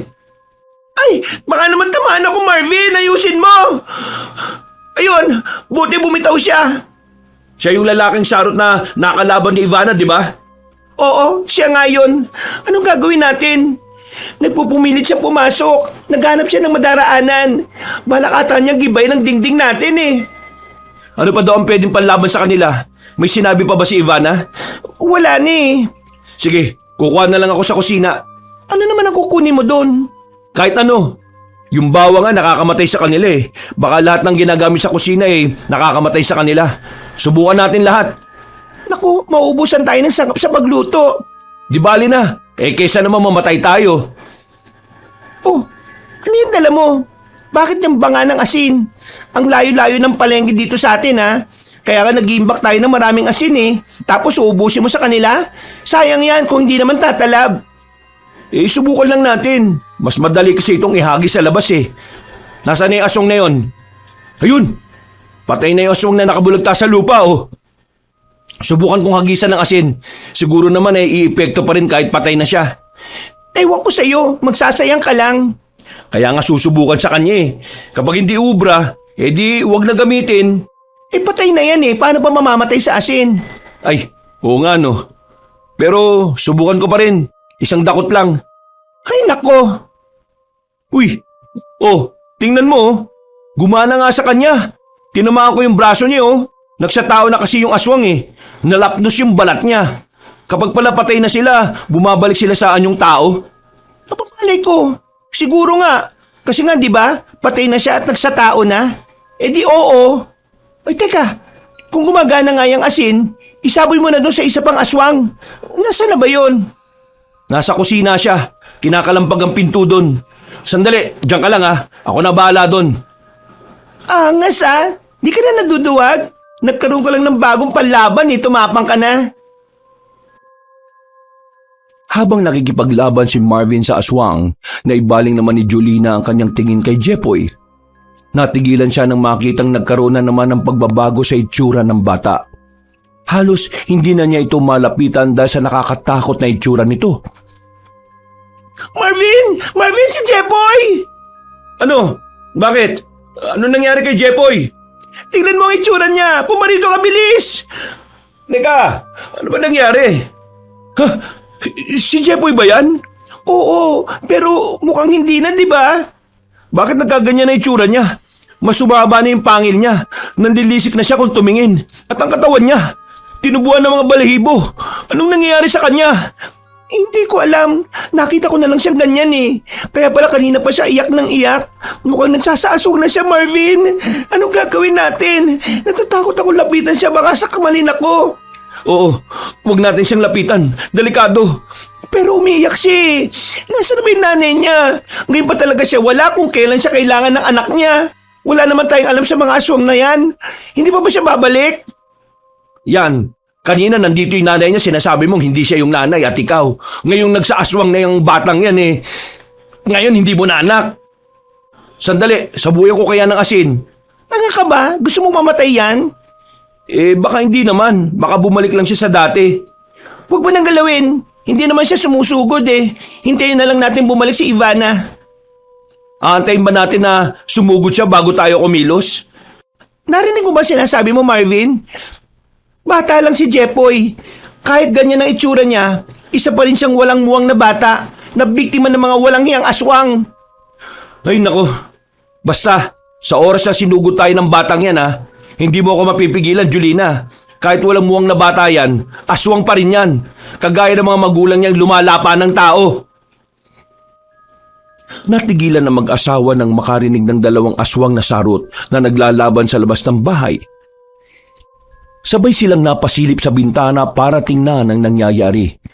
Nakita nilang dumating na si Ivana at kinakalaban nito si Gabin. Mas matapang ang babaeng aswang ng mga oras na yon dahil sa paraan niya ng pakikipaglaban. Hindi siya natatakot sumugod at tila galit na galit sa lalaki. Nakikita nila ang dedikasyon sa mata ni Ivana na patayin si Gabin. Mas naging maliksi ang babae at parang hindi nag-iisip sa pagsugod. Galit lang ang pinaiiral nito dahilan para umatras ang lalaking sarot para iligtas ang sarili. Hingal na tinanaw ni Ivana ang lalaking aswang habang tumatakas. Oh, loko! Di tumakas ka! Wala talaga kayong sinabi mga lalaki kapag nagalit ang mga babae, no? Talaga namang halimaw kayo kung magalit eh. Oh, nandyan na siya. Papunta siya sa pintuan. Dali, pagbuksan mo. Oh, bakit ako? O ngayon ayaw mo nang lapitan. Kasi nasaan yung aswang. Pero kapag nasaan yung tao gusto mo. Kasi maganda siya. Ay nako, gumawa ka na naman kagagalit mo. Kita mo bang aswang ang itsura niya ngayon? Kita mo namang aswang ang itsura niya ngayon, di ba? Mamaya papasukin natin yan baka lapain tayo. Ang aswang ba kapag nasa halimaw na anyo, hindi na marunong mag-isip? Abay malay ko, hindi ako aswang ha. Huwag mo akong tinatanong. Nakita mong nilabanan niya ang aswang kanina na sumusugod sa atin. Ibig sabihin, kagaya pa rin natin sila kung mag-isip. Dali na, buksan mo na yung pinto. Aray, oo na. Kailangan pa bang mambatok? Ang hilig-hilig mo manakit. Oh, Ivana, sige na, pasok ka na. Kumusta pala lakad mo? Aray! Sabi ko buksan mo lang ang pinto. Bakit may kumustahan pa? Anong gusto mong bati ang gawin ko sa kanya? Bakit mo ako'y nagisa ng unan? Ang tigas pa naman ng unan natin. Dahil ang laman yan mga gamit na pinaglumaan. Sakit nun ha? Para matauhan ka. Galing-galing mo talaga mambola. Pasensya na kayo kung ngayon lang ako nakabalik. Inatake pala kayo ni Gavin. Mabutit hindi kayo nasaktan. Kasalanan mo lahat ng ito Kung hindi ka dumating, tahimik sana ang buhay namin. Ngayon pakiramdam ko, bawat oras nasa bingit kami ng kamatayan. Saka isa pa itong anak mo. Nagsasaaswang na rin. Tingnan mo itsura niya kamukha mo na. Kamukha ko na? Aba, oo nga. Kahit saang anggulo'y kamukha ko na siya. Napakagwapong bata. Hindi yan ang ibig ko sabihin. Hindi mo ba nakikita? Mabalahibo na. Ay, teka. Bumalik na siya sa normal na bata. Kanina lang mukha siyang aswang Hindi ako nagbibiro seryoso ako. Alam ko. Pero mukhang hindi ka naniniwala Naniniwala ako. Napatay ko na kanina yung nagsasagawa ng orasyon para gawin siyang aswang. Talaga? Kaya pala ganyan ang itsura at amoy mo. Para kang nalublob sa isang drum na puno ng dugo Sino pala yung gumagawa nun? Nakilala mo ba? Oo, yung manghuhula sa tribo namin. Nilansin niya kami. Pinaniwala niya kami sa mga maling hula. At para maisa katuparan ng lahat, niriritualan niya ang anak ko tuwing gabi para maging aswang na kagaya namin. Napakasama naman niya. Bakit daw niya yung ginagawa? Para mapatay ang lahat. Balak niyang papaniwalain kaming lahat na isang malakas na aswang si Jepoy na tatapos sa aming lahi. Kapag nangyari yon, mauubos na kami. Plinano niyang lahat para sa paghihiganti. Paghihiganti? Sinong ipaghihiganti niya? Si Lurka hindi purong sarot na kagaya naming pinamamanahan ng binhi. Ang mga magulang niya ay niyanggaw lang at para mabuhay, sumama sila sa aming lahi. Tapos ang sabi niya, sapilitan lang siyang niyanggaw na mga nakatatanda sa tribo na sa kakayahan niyang makakita sa hinaharap. Hindi na nakakapagtaka ang ginawa niya. May pinagugutan naman pala Kayo talaga mga babae, kahit mali na, nagagawa pa rin ilusot. Ano na naman ay pinupunto mo? Narinig mo naman ang kwento niya, di ba? Oo na. Ayaw ko na makipagtalo. Siya nga pala, Ivana. Kung natalo mo na ang luka-luka. Lurka. Lurka ang pangalan niya, hindi luka-luka. Basta talaga babae, matandain ka no? Ay, nako. Anong gusto mong sabihin? Kung napatay mo na siya, di tapos na ang paghihirap namin. Hindi na ba kami sasalakayin ng mga kalahi mo? Alam na nilang nabilog lang sila ng luka-lukang yon? Hindi. Sa katunayan, nakapagtanim si Lurka ng galit sa puso nila. Lalo niyang napatindi ang paniniwala nila. Ngayong napatay ko na si Lurka, mas nanganganib ang buhay natin. Kapag nalaman nilang wala na siya, titindi ang galit nila. Parang babayla na ang turing nila kay Lurka. Ipaghihiganti nila ang pagkamatay niya. Ha? Kung ganun dapat na ba nating tanggapin ang kamatayan natin? Magbibigti na lang siguro ko o kaya iinom ng lason para hindi ko maramdaman ang pagsakmal nila sa leeg ko. Kakainin nila ako ng buhay? Ayoko! Hindi ako papayag! Baka naman may paraan pa. Paano ba sila matatalo? Anong dapat natin gawin para lubayanan niya tayo? Si Jepoy na lang naman ang gusto nila, di ba? Kapag nalaman nilang aswang na ang batang yan, lalo sila magagalit. Si Jepoy lang ang gusto nila Ibigay na lang natin ng bata sa kanila para matapos na to. Sira ulo ka ba? Bakit ganyan ka mag-isip? Isasakripisyo mo ang bata para lang sa kaligtasan mo? Ibuhay natin na nakataya dito, Julina. Kung nakinig ka lang sa akin na huwag iuwi ang batang yan, wala sana tayo sa ganitong kalagayan ngayon. Tapos ngayon sasabihin mo ayaw mo mamatay. Nung sinabi kong solusyon ayaw mo rin. Ay nako, ang gulo mo. Sinisisi mo ako? Sana. Pero palagi ka namang tama, di ba? Pero ngayon, makinig ka naman sa akin. Pakawala mo ng batang yan. Pasensya na kayo sa gulong dinala namin mag-ina sa buhay ninyo. Nagpapasalamat ako ng sobra sa pag-alaga niyo sa anak ko. Pero tama si Marvin. Oh, nakita mo na. Buti siya, naintindihan ako O di magsama kayo. Di kayo na. Sige, magtulungan niyo ako. Kailangan kong ilayo ang anak ko sa inyo. Ayaw kong dahil sa amin ay mapahamak pa kayong mag-asawa. Pasensya na talaga kayo. Sa tingin mo ba ligtas kami kapag umalis kayo? Ang mga aswang di ba pagkain ng tingin sa aming mga tao? Hindi ka pwedeng umalis dito. Oh, bakit mo naman siya binabawalan, mahal? Aalis na nga sila eh. Aatakin pa rin tayo ng mga halimaw na yon kahit wala na sila. Kapag nangyari yon, paano natin sila lalabanan? Wala tayong alam sa mga aswang. Pero kung mananatili siya dito, gagawin natin siyang pananggalang. Hanggat nandito siya sa poder natin, wala siyang magagawa kundi ang ipagtanggol tayo. Marami siyang alam sa mga kauri niya eh. Alam niya kung paano sila talunin. Kaya hindi ka pwedeng umalis, Ivana. Dito ka lang. Wala rin akong lakas para labanan sila. Masyado silang marami. Pasensya na. Di lumabas din ang tunay mong plano. Tatakas ka, iiwan mo kami dito at kukunin mo yung bata. Hayaan mo kaming lapain ng mga kauri mo. Hindi pwede yon. Marvin, kumuha ka ng lubid. Ano? Bakit? Anong gagawin mo sa lubid? Itatali natin siya para hindi na makatakas. At kung kaligtasan lang din naman ang pag-uusapan, makikipagkasundo ko sa mga aswang na yon. Kapalit ng kaligtasan natin. Ibibigay ko sa kanila mag-ina. Ha? Magandang ideya yan, mahal. Sandali't kukuha na ako ng lubid. Sandali. Huwag mong gawin to sa amin ng anak ko.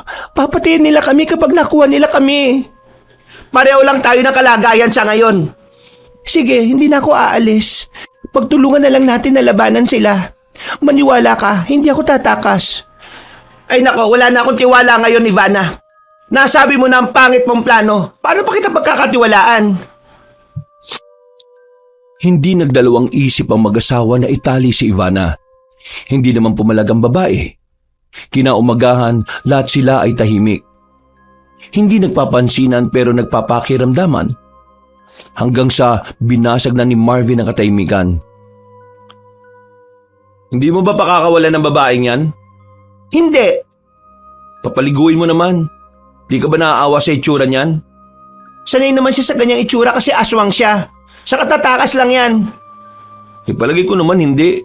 Kasi kung tatakas siya, sana kagabi pa lang, bago natin itali. Inatake na niya tayo. Pero hindi siya nanlaban eh. Kausapin mo na. Mukha naman payag na siyang maging tagapagtanggol natin mula sa mga kalahi niya. Naisip ko lang na umalis na lang kaya muna tayo dito. Doon muna tayo sa kapatid ko. Hindi pwede. Paano ang bukid? Mauubos ng maya yung mga palay natin doon. Kung gusto mo, ikaw na lang munang pumunta doon. Papayagan naman kita eh. O tapos ikaw, magsasama na kayo ng babaeng yan dito sa bahay. Gusto mo nang mamatay ngayon? Ikaw lang naman ang nag-iisip ng ganyan eh. Ay nako, napakasilosa mo. Naniniguro lang ako. Sandali, diyan ka lang. Kakausapin ko si Ivana. Hoy, babae. Hindi ka ba nagugutom? Ayos lang ako. Paano natin matatalo mga kalahi mo? Paano nila tayo titigilan? Labanan sila at talunin. Yan lang ang paraan para tumigil sila. Ay nako, paano nga natin sila kakalabanin? Sabi mo nga, madami sila. Ordinaryong tao lang kami. Ikaw naman, nag-iisa ka lang. Anong laban natin sa kanila? Mahal, kausapin ko kaya si Elian. Baka may tulong siya. Ano ka ba naman? Makikipag-usap ka na naman doon. Palagi naman may kapalit na buhay ang pakikipagkasundo sa kanya. Sino na naman ang ibibigay mo? Baka naman maawa siya sa kalagayan natin. Malabo yun, no? Eh di magsasakripisyo na lang ako. Anong balak mo? Ibibigay ko na lang ang sarili ko sa mga aswang kapalit ng kaligtasan nyo. Baka pumayag sila sa ganon. Tingin mo talaga sa sarili mo, importante ka masyado? Isipin mo kapag ginawa ka yun, baka iligtas din ako ng kapre. Eh di, hindi ako mamamatay. Eh paano kung hindi ka iligtas? Eh di mamamatay ako. Siraulo ka! Eh wala na tayong ibang magagawa eh. May kilala ba kayong albularyo o antingero? Bakit? Baka makatulong sila. Saka, gusto kong dalhin ng anak ko. Kailangan niyang maritwalan para maalis na ang pagkaaswang sa kanya bago pa siya umatake at lumapa ng biktima. Sabi ko sa iyo delikado ng batang yan eh. Si Tata Teban, albularyo yun. Doon sa kabilang baryo. Kailangan natin pumunta sa kanya. Bago sila pumunta sa albularyo, nag-ipon muna ang mag-asawa ng mga bawang na binalatan at dinikdik para may dala silang panlaban sa aswang.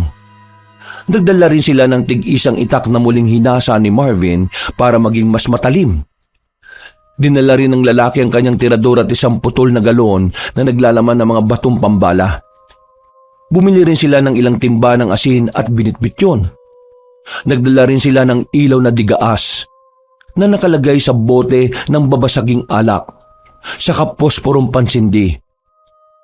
Kariton ang iniligay ni Marvin sa kanilang kalabaw dahil may gulong ito di gaya ng paragos.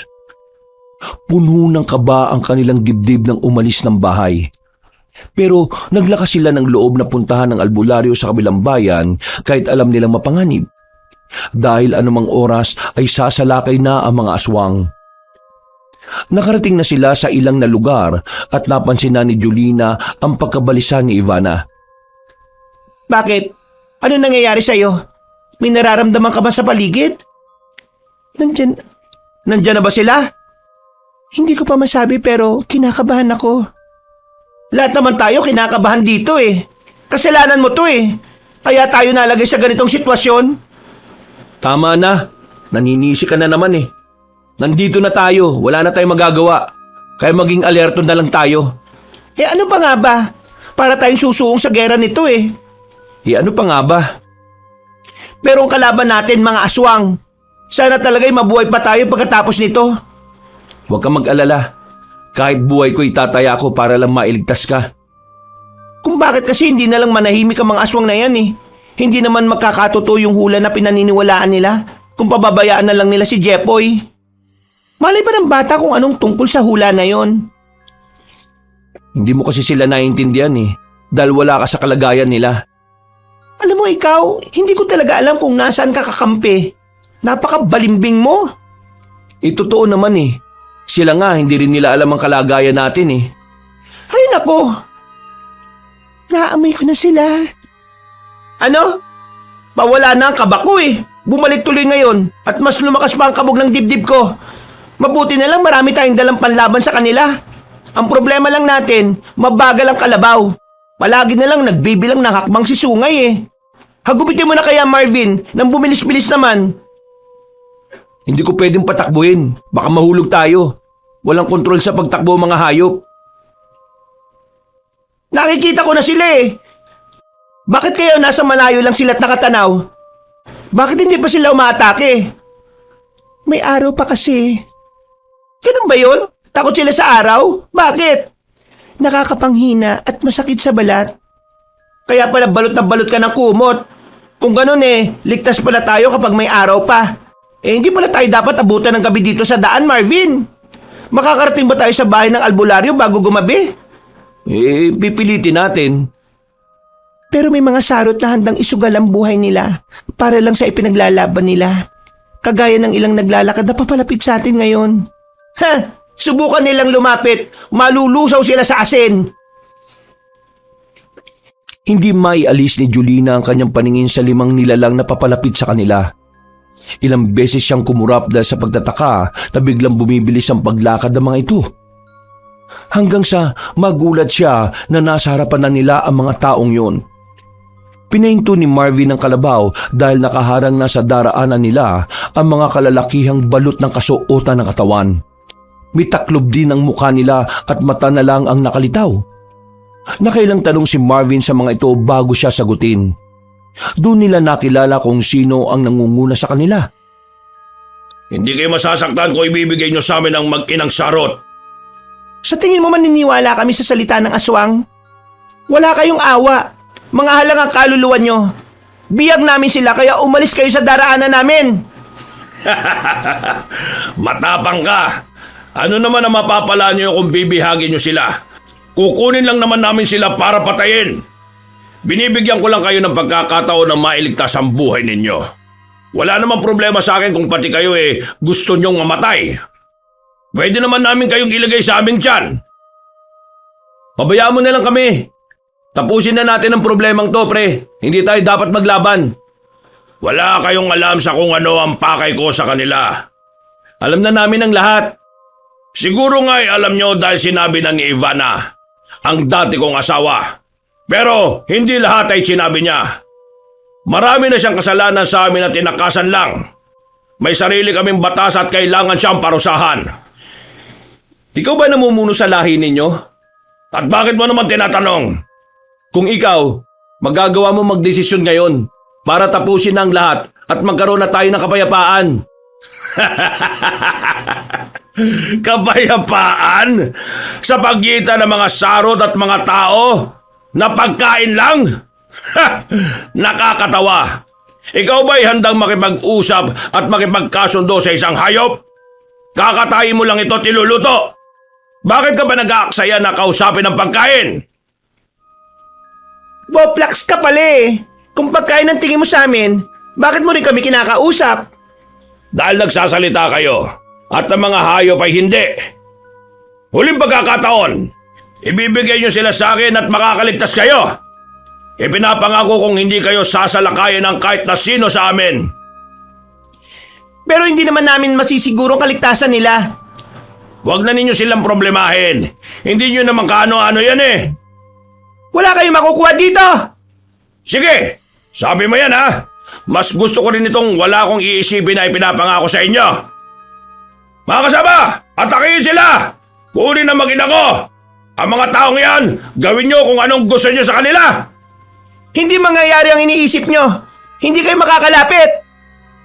Marvin, patakbuhin mo na ang kalabaw. Umalis na kayo dito. Ako nang balang humarap sa kanila.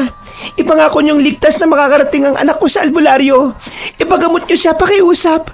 Hayaan niyong mamuhay ng normal ang batang si Jepoy. Kayo nang bala sa kanila. Bakit? Magpapaiwan ka? Oo. Sigurado ka? Oo, umalis na kayo. Dali.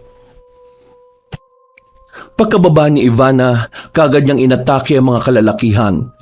Pinalo naman ni Marvin ang kalabaw para patakbuhin ito. Hinabol sila ng ilang lalaki pero pinaulanan naman ni Julina ng asin kaya nagsiatrasyon. Pero hindi tumigil ang mga aswang sa paghabol sa kanila. Kada may lumalapit sa kariton ay kaagad na sinasabuyan yun ng asin at tubig na may dinikdik na bawang. Dahil sa tindi ng galit ng mga aswang at sa pagkatakam nila sa karne ng tao, nagawa nilang magpalit ng anyo bilang sarot. Ang mga aswang na taong lobo, saka sila muling sinalakay. Nahablot ng isa si Marvin at marahas na hinatak. Dahilan para mahulog sa lupa ang lalaki. Mga hayok sa sariwang laman ang mga halimaw kaya hindi nila iniinda ang asin na isinasaboy na Julina. Sigaw siya ng sigaw habang nakikitang pinagkakagat ng mga aswang ang kanyang asawa. Sinindihan niya ang dala niyang gasera na may gaas at saka ibinato sa mga halimaw. Nakakailag lang ang mga ito pero hindi pa rin tinatantanan si Marvin. Paulit-ulit nang binabato ng mga panlaban na dala nila ang mga aswang. Pero dahil sa galit ng iba sa kanya ay sinugod na rin siya. Maya-maya ay biglang kumulog kasabay ng biglang pag-ihip ng malakas na hangin. Tumilapo ng dalawang sarot na kumakagat kay Marvin. Ang kapal ng mukha niyong tikman ng pagkain ko! Hindi ko kayo mapapatawad! Bakit niyo siya nilawayan? Elian, buti dumating ka. Salamat sa pagliligtas sa akin. Pagkain kita, kaya dapat lang na ipagdamot kita sa magtatangkang lapain ka! Marvin, bilisan mo nang sumamba sa kariton. Pabayaan mo na yung taw-awi na yan na humarap sa kanila. Dalian mo! Oo, nandyan na. Kaibigan, ikaw na munang bahala sa kanila ha. Kailangan lang namin makarating kagad kay Tata Teban. Sige na, patakbuhin mo na uli ang kalabaw, Julina. Sige. Nako, medyo nahihirapan si Sungay na makalakad. Si Taw-awi kasi gumamit ng maika ng hangin. Kausapin mo nga yung kakambal mo na yan na huwag niya tayong idamay sa ginagawa niya. Paano tayo makakalis dito ng ganyan? Sandali. Elian, kailangan namin makalis na eh. Pwede mo ba kaming itulak gamit ng hangin? May kapangyarihan ka naman para doon, di ba? Anong sinasabi mo? Mali naman ang sinabi mo sa kanya eh. Baka tumilapon tayo niyan. Ha? Ano nga ba uli yung sasabihin ko dapat? Ay nako, ayan ka na naman. Iniihip na tayo ng hangin. Hawakan mo na mabuti si Jepoy at makatangayin. Napaka-bopols mo naman kasi. Hindi ko kasi naintindihan eh. Masakit ang mga sugat ko. O yan na, lumalakas na ang hangin. Kumabit kayo mabuti. Sa tulong ng kapangyarihan ng Taw-awi, nakalayo sila sa lugar na pinaglalabanan ng mga aswang. Huminto ang hangin na tumulong sa kanilang makalayo, pero halos kumain naman sila ng alikabok. Pinahinto ni Jolina ang kalabaw para ayusin muna ang kanyang sarili. Luminga pa siya sa paligid at hindi na niya nakita ang mga halimaw. Malayo pa ba tayo sa bahay ng albularyo, Marvin? Palagay ko malapit na tayo. Sa bandang unahan may mga kabahayan na. Kumusta na kaya? Natalo kaya nila ang mga aswang o silang natalo nila? Pabayaan mo na sila. Palakarin mo na uli si Sungay para makarating na tayo.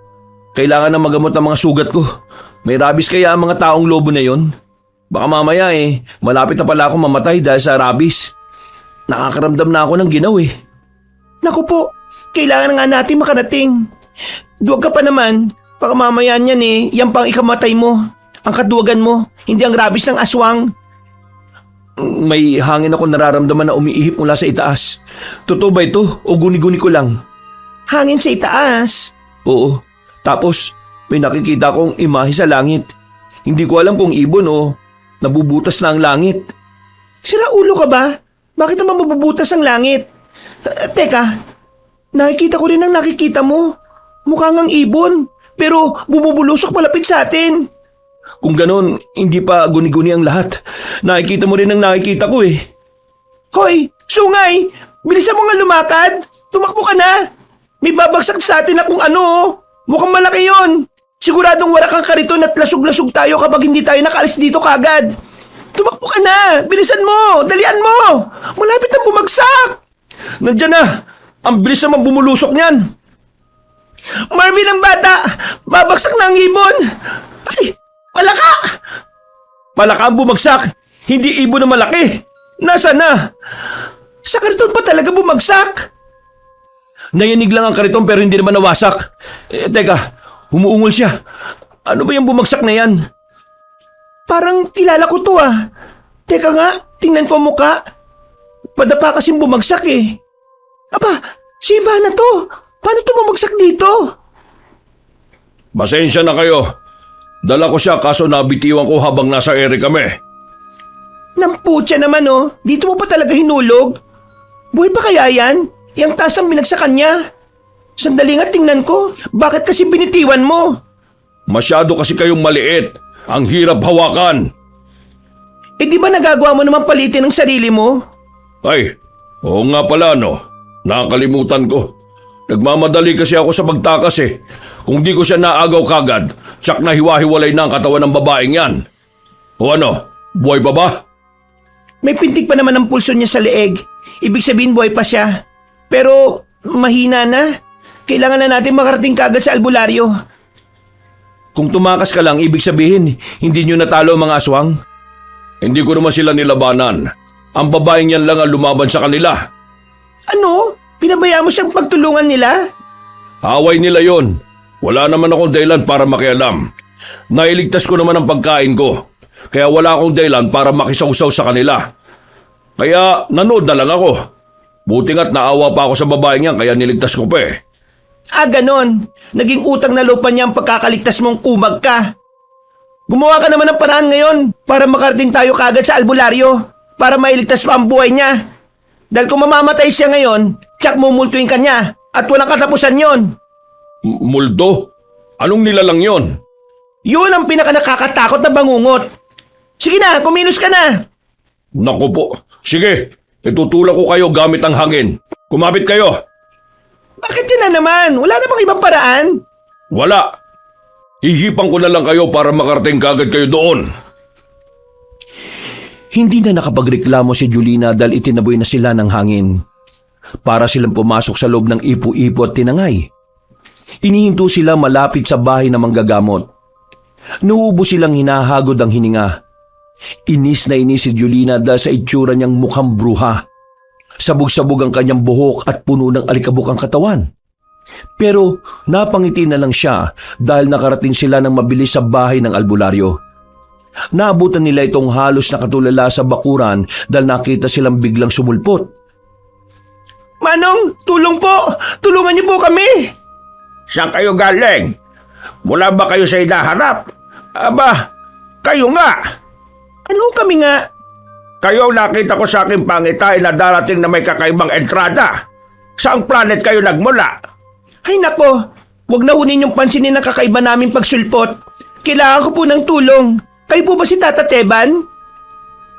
Oo, ako nga. Ito ho kasing asawa ko at itong babae. Sugatan ho sila. Kailangan ho nilang magamot. Matutulungan niyo ho ba kami?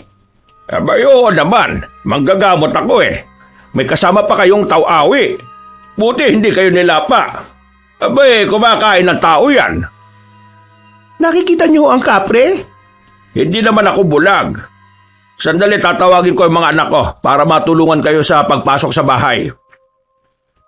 Pagkapasok nila ay kaagad na naghanda ang matandang lalaki ng mga gamit sa panggagamot. Inuna nilang tingnan si Ivana. Pinulsahan niya ito. Nilagyan lang niya ng langis sa mga sugat at saka inutusan ng anak nitong lalaki para dalhin sa isang silid si Ivana para magpahangin. Isinunod ng matanda na gamutin si Marvin. Ginamitan niya ito ng dinikdik na halamang gamot para sa mga sugat. Ipinahid ang katas at saka tinapalan ng malapad na dahon. Pagkatapos ay binendahan ng malinis na tela. Bakit po ganyan ang paggagamot niyo kay Marvin? Tapos nagpahid lang po kayo ng langis sa sugat ni Ivana. Hindi basta-basta ang panggagamot. Palagi itong nakadepende sa kung anong uri ng nilalang ang gagamutin mo. Hindi ko siya pwedeng gamitan ng halamang gamot na ito para ng kagaya sa babaeng yon. Hindi naman siya tao, hindi ba? Paano niyo po nalaman? Matanda na ako. Tumanda na ako sa panggagamot. Marami na akong ginamot na iba't ibang nilalang. Ang masasabi ko lang, lahat sila ay nakakamangha. Mabubuhay pa po ba si Ivana? Masyado pong mahina ang pulso niya eh. Meron siyang dahilan para lumaban. Alam kong makakaligtas siya sa pagsubok na ito. Marami na siyang pinagdaan ng pagsubok. Lahat ay dalampasan niya. Imposibleng sukuan niya ito. Saka, kaya niyang pagalingin ang sariling karamdaman. Pahinga lang ang kailangan ng katawan niya. Oo nga ho pala, Tata Teban. Itong sanggol po na kasama namin, kaya niyo ho ba siyang gamutin? Wala namang sakit ang bata eh. Anong gagamutin sa kanya? Nagiging halimaw po siya. Magagawa niyo bang ibalik siya sa normal na tao? Paano kayo nagkaanak ng aswang? Hindi po namin ito anak. Anak po ito ni Ivana. Kaya pala magkahugis ang kanilang muka. Bakit gagamutin ng bata? Aswang naman pala ang nanay niya. Anak ko na po ito eh. Kaya hindi po siya pwedeng maging aswang. Baka po magawa niyo ng paraan. Anak niya? Na anak mo rin? Mga anak pala kayo ng Ang gulo mong kausap. Asawa mo ba ito? Buti nakaka-taste ka sa kanya. Ano nga uli ang pangalan mo, lalaki? Marvin po. At siya? Si Julina po. Yung mga pangalan nyo saan ba hinugot ng mga magulang nyo yan? Bueno, huwag tayo magpasya para sa kapalaran ng bata. Hintayin natin na magising ang kanyang ina. Ibinilin po niya na dalhin dito si Jepoy para lunasan. Siya po nagpasya nito para sa bata. Ganun ba? Kailangan ko pa rin marinig sa kanya yon. Paano po kung matagal pa siya bago magising? Baka tuluyan na maging halimaw si Jepoy. Magigising din siya. Huwag mo lang pukpukin ang kalderong ulo niya. Huwag mong madaliin ang lahat. Ang buhay ay isang mahabang paglalakbay na may mahabang paghihintay. Sa sinabi po ninyo, mukhang aabutin ng ilang buwan bago magising si Ivana. Tsak na madadagdagan ng haba ng pangil ni Jepoy. Tapos kakain na siya ng sariwang karne. Ay naku, kaawa-awang bata. Saan planeta galing ang asawa mo? Kakaiba mag-isip pa. Hindi ko nga rin ho alam eh. Pero sinabi po sa akin ng lola niya ang sikreto sa kanyang pagkatao. Ampun lang daw po siya at napulot lang din siya sa tae ng kalabaw. Ganun ba? Mga siraulo. Wala na talaga ako naging kakampi. 2 araw ang lumipas bago nagising si Ivana. Nanatili ang mag-asawa sa bahay ng matandang albularyo para sa kanilang kaligtasan. Dahil sa haba ng oras nila roon, naikwento nila sa matanda ang naging pakikipaglaban sa mga aswang. Nalaman din nila na ang bakuran ng bahay ay nababalutan ng inkantasyon at pangontrang dasal laban sa mga masasamang nilalang. Hindi nila nakikita ang bahay at hindi rin nararamdaman ang presensya ng mga taong naroon. Nakakapasok lang ang mga nilalang kung sila ay pahihintulutan. Kagaya ni Elian na pinayagan ng matandang makalabas-masok sa kanilang bahay. Oh, gising ka na pala. Mukhang masaya ang kwentuhan niyo ah. Medyo lang. Nasaan tayo? Sa bahay ni Tata Teban. Ang albularyo. Albularyo? Ang anak ko, napagaling na ba niya? Narinig niyo po yun, Tata Teban. Sabi ko naman po sa inyo gusto rin niyang gumaling ang bata. Ayaw niyo kasing maniwala sa akin Ngayon, naniniwala na ako. Magagawa niyo po ba siyang pagalingin? Abay, oo naman. Ritual ang dahilan kaya siya nagsahalimaw. Kaya ritual din ang magtatanggal nun. Sa susunod na araw, kabilugan ng buwan, araw ng Biyernes, isasagawa natin ang ritual kapag ang bilog na buwan ay nasa gitna ng langit. Ang haba ng sinabi. Pwede namang sabihing hating gabi gagawin ang pagdiritual. Ay nako, bakit kaya ganyan makipag-usap ang mga albularyo? Kailangan ba kapag albularyo pag-aralan talaga ang matalinghaga kung mangusap? Marami pong salamat sa tulong niyo, Tata Teban. Tatanawin ko po itong malaking utang na loob. Sige, walang anuman. Dumating ang oras ng pagdiritual. Sa bakuran, nakahanda ang isang siga na may naglalagablab na apoy. Gumawa ng bilog na guhit ang albularyo sa lupa gamit ang inorasyon ng asin. Nakahiga ang bata sa ibabaw ng mesa na nasa gitna ng bilog. Lahat sila ay nakapalibot sa bata habang hawak ang puting kandila na may sindi ng apoy.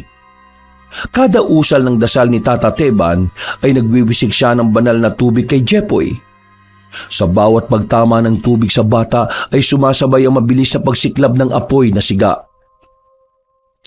Lumalakas ang hangin na pumapalibot sa kanila na parabang pinapatay ang apoy ng siga pati ang nasa kandilang hawak nila. Panay rin ang iyak ng bata habang unti-unti nitong inilalantad ang anyo niyang sarot. Elian, ayusin mo ang hangin mo ha. Huwag mo munang paihipin. Namamatay ang siga. Saka itong hawak naming kandila. Hindi ako ang may gawa. Bakit ka ba nang bibintang? Ikaw lang naman ang mahangin dito Patalsikin kaya kita para hindi ka nagre-reklamo na nagre-reklamo. Hindi siya ang may gawa ng hangin na yan. Kinukontra ng isinasagawa nilang ritual ang ginagawa natin. Kaya huwag niyong hayaan na mamatay ang apoy sa hawak ninyong kandila. Yung siga, namamatay ang apoy. Hipan mo, Elian, para magliyab ulit. Ngayon naman palautos. Ikaw nga lang kasi ang mahangin dito, Kayang kontrolin ang hangin Gawin mo na, daming reklamo. Oo na, hihipan ko na. Naku po, bakit mo naman nilakasan? Sumiklab tuloy ng malaki. Bala mo ba kaming tustahin? Susunugin mo pa yung bahay ng albularyo Ay, pasensya na. Napalakas ang pag-ihip ko. Pero ang mahalaga, lumakas uli ang apoy. Yung bata! Ano nangyari sa anak ko? Unti-unti nang nagbabagong itsura niya. Nawawala na ang balahibo niya sa katawan. Oo nga, pati ang pangil niya nawawala na rin. Hindi na rin mapula mga mata niya. Gumagaling na po ba siya? Hindi. Ho? Bakit? Wala naman kasi siyang sakit Pero ang sumpa sa kanya, nawawala na. Ay nako, kung hindi lang matanda, dadaguhan ko na talaga to. Ilang minuto pa ang lumipas bago tuluyang natapos ang pagdedetwal. Tungtuwa sila dahil tuluyan ang nakawala sa sumpa si Jepoy. Halos pag-agawan ng dalawang babae ang bata. Pero nagpaubaya na lang si Julina dahil alam niyang mas may karapatan si Ivana kay Jepoy. Kinaumagahan habang nag-aalmusal sila, namagitan ang malalim na katahimikan sa dalawang babae. Hanggang sa seryoso ng kinausap ni Ivana si Julina sa bakuran. Malayo sa ibang tao. May sasabihin ka ba?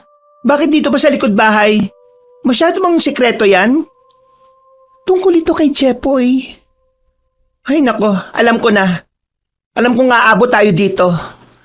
Alam mo na kagad, ang galing mo namang kumilatis ng tao. Kahit hindi ako ang ina ni Jepoy, naging ina pa rin ako sa kanya. Pero mula nang napulot ko siya, alam kong darating ka at babawiin siya. Nung una, ayaw kong pumayag. Pero tama si Marvin eh. Hindi ko iniluwal ang bata. Hindi ko siya pag-aari. Anak mo siya. Ikaw ang dapat niyang makasama. Pero may isang kondisyon lang ako. Ano yon? Kapag aalis na kayo, yung oras na tulog ako kasi itatabi ko ang itak. Baka mataga kita eh. Pero hindi naman yan ang gusto kong sabihin eh. Ha? Meron pang iba? O sige na, lubos-lubosin mo na. Mukhang huling pagkikita na naman natin to eh. Alagaan mo mabuti si Jepoy Tingnan mo to. Gusto pa akong kuning yaya? Sira ba tuktok mo? Gusto mong magilamos ng asin? Ang asar ka. Wala akong balak kunin sa'yo si Jepoy. Alam ko magiging mabuti kang ina para sa kanya. Hindi ako karapat-dapat na maging ina. Isa pa, hindi kami magkauri. Gusto kong mamuhay siya bilang normal na tao. Palakihin mo siyang mabuting bata. Ano? Ibig mong sabihin? Oo, ihahabilin ko siya sa'yo. Salamat Kung ganun hindi tayo magtatagaan. Hindi mangyayari yun. Wala nang bawian Kung hindi, tatagain na talaga kita. Oo, wala nang bawian.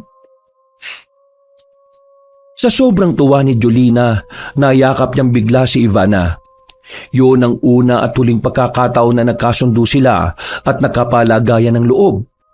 Kagaya ng pakiusap ni Julina sa babae, umalis ito habang siya ay natutulog. Kinabukasan, nagpaalam na rin ang mag-asawa kay Tata Teban at sa pamilya nito. Tata Teban, kami uuwi na. Marami pong salamat sa tulong ninyo sa amin Ay, wala yon. Tungkulin ko ang tumulong at manggamot. Natutuwa ako at nakilala ko mga kakaibang nilalang na kagaya ninyo. Hanggang sa muli, mag-iingat kayo. Sige po, salamat po. Ay, siya nga pala. Munti ko na makalimutan. Mabutit nakapa ako dito sa aking bulsa. Ibibigay ko nga pala ito sa inyo. Kwintas po? Bakit po? Hindi ito ordinaryong kwintas. Ito ay proteksyon ninyo mula sa mga nilalang, kagaya ng aswang at iba pang may mga masasamang hangarin. Kapag suot nyo ito, hindi nila kayo malalapitan o masasaktan. Huwag niyong iwawala. Tig-iisa kayong 3. Mutya ng puting rosas ang palawit niyan. Puro at dalisay. Ibig pong sabihin, hindi na kami mababalikan ng mga sarot na yon?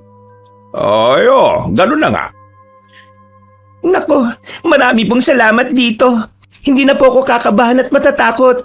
Dahil dito, magiging ligtas na kami. Ay, sige na, umalis na kayo. Matatagalan ng biyahe nyo dahil mukhang mabagal lumakad ang kalabaw ninyo Ay nako, tama po kayo dyan. Wala ho ba kayong mutya para pabilisin ang lakad niya? Tama na yan. Huwag ka nang humirit, baka matulad ka sa akin. Nabuhay ang naging kapalit. O sige mauna na kami, Tata Teban. Salamat po Bago makalabas sa bakuran ay nginitian nila ang panganay na anak na lalaki ni Tata Teban. Hinarang sila nito at siningil. Sinabi nito na hindi libre ang lahat dahil ang panahon ay naniningil. Walang nagawa ang mag-asawa kundi ang magbayad na lang. Hanggang sa daan ay inis na inis pa rin si Julina sa nangyari. Babayaan mo na, mahal. Baka talagang kailangan lang nila ng pera kaya naningil. Hindi, kinutungan lang talaga tayo nun. Di naman naniningil si Tata Teban Mukhang wala siyang alam doon. Ayos lang sana na maningil sa serbisyo ng matanda saka sa konsumo natin na pagkain Nag-ilang araw din kasi tayo sa kanila. Pero yung pagtulog, mga ginamit sa ritual, renta ng mga gamit sa bahay, pati yung pagpapakain daw kay Sungay at ang tinulugan niya, may renta? Akala ko talaga ikaw ang gawa ang lahat Ay nako, makakarmang lalaking yon. Makikita mo. Hayaan mo na. Ang pera, madali naman natin niyang kikitain. Kapag nag-anihan na sa bukid, makakabenta na tayo ng mga palay. Ay, sa bagay. Kaso nayayamot pa rin ako eh. Ang pangit pa naman ng mukha ng lalaking yon. Mukhang sugarol. Baka lulustayin lang niya yung pera sa bisyo niya eh. Ang mahalaga, mahal, wala tayong naging utang na loob sa kanila. Kasi binayaran natin sila sa lahat eh. O sige, yan na nga lang ang iisipin ko para mawala ang inis ko. Ang mahalaga rin, hindi na aswang si Jepoy. Hindi na siya mukhang daga na ngangat-ngat ng tsupon. Ay nako, salamat talaga kay Ivana dahil iniwan niya sa atin ang batang ito. May anak na tayo, Marvin. Talagang anak na rin natin ang batang ito. Oo nga eh. Payag ka na? Ano pa bang magagawa ko? Nandyan na yan. Tsaka tingnan mo, nakakahawi ko na nga yung batang yan eh. Paano ko pa itatakwil yan? Kawig mo na? Parang binabangungot ka yata ah. O baka nagugutom ka na? Sige na, patakbuhin mo na yung si Sungay at na makauwi na tayo kagad. Pagluluto kita ng masarap na pagkain pagka-uwi. Talaga? Oo. Uy, gusto ko yan kapag ganyan. O kaibigan, ipan mo uli kami para makarating kagad kami sa bahay. Anong kapalit? Oh, bakit nandito pa tong kapre na to? Akala ko ba sabi ni Tata Teban, hindi na makakalapit ang masasamang nilalang sa atin. Bakit nandito siya? Aba, hindi ko alam. Kanina pa natin kasama yan eh. Nakasunod lang. Di mo ba napansin? Ay naku, kapag minamalas ka nga naman. Peke yata tong kwintas na binigay niya eh. Baka hindi talaga masamang nilalang si Elian, kaya ganun. Paano mo nasabi? Tsura pa lang yan eh, masama na. Ugali pa kaya? Nainis ang Tau-awi sa sinabi ni Julina kaya hinipan sila nito. Dahil doon, nakauwi sila ng bahay sa mabilis na paraan. Wala na silang alam kung bakit hindi na itataboy ng kwintas si Elian samantalang ang ibang nilalang ay hindi na nakakalapit sa kanila. Lalo na ang mga aswang. Mula noon, namuhay na silang masaya at payapa. Nabuo na rin ang pamilyang pinapangarap nila dahil sa pagdating ni Jepoy sa kanilang buhay. Itinaguyod nila ang bata hanggang sa makapagtapos ng pag-aaral at magkaroon ng magandang buhay. Wakas,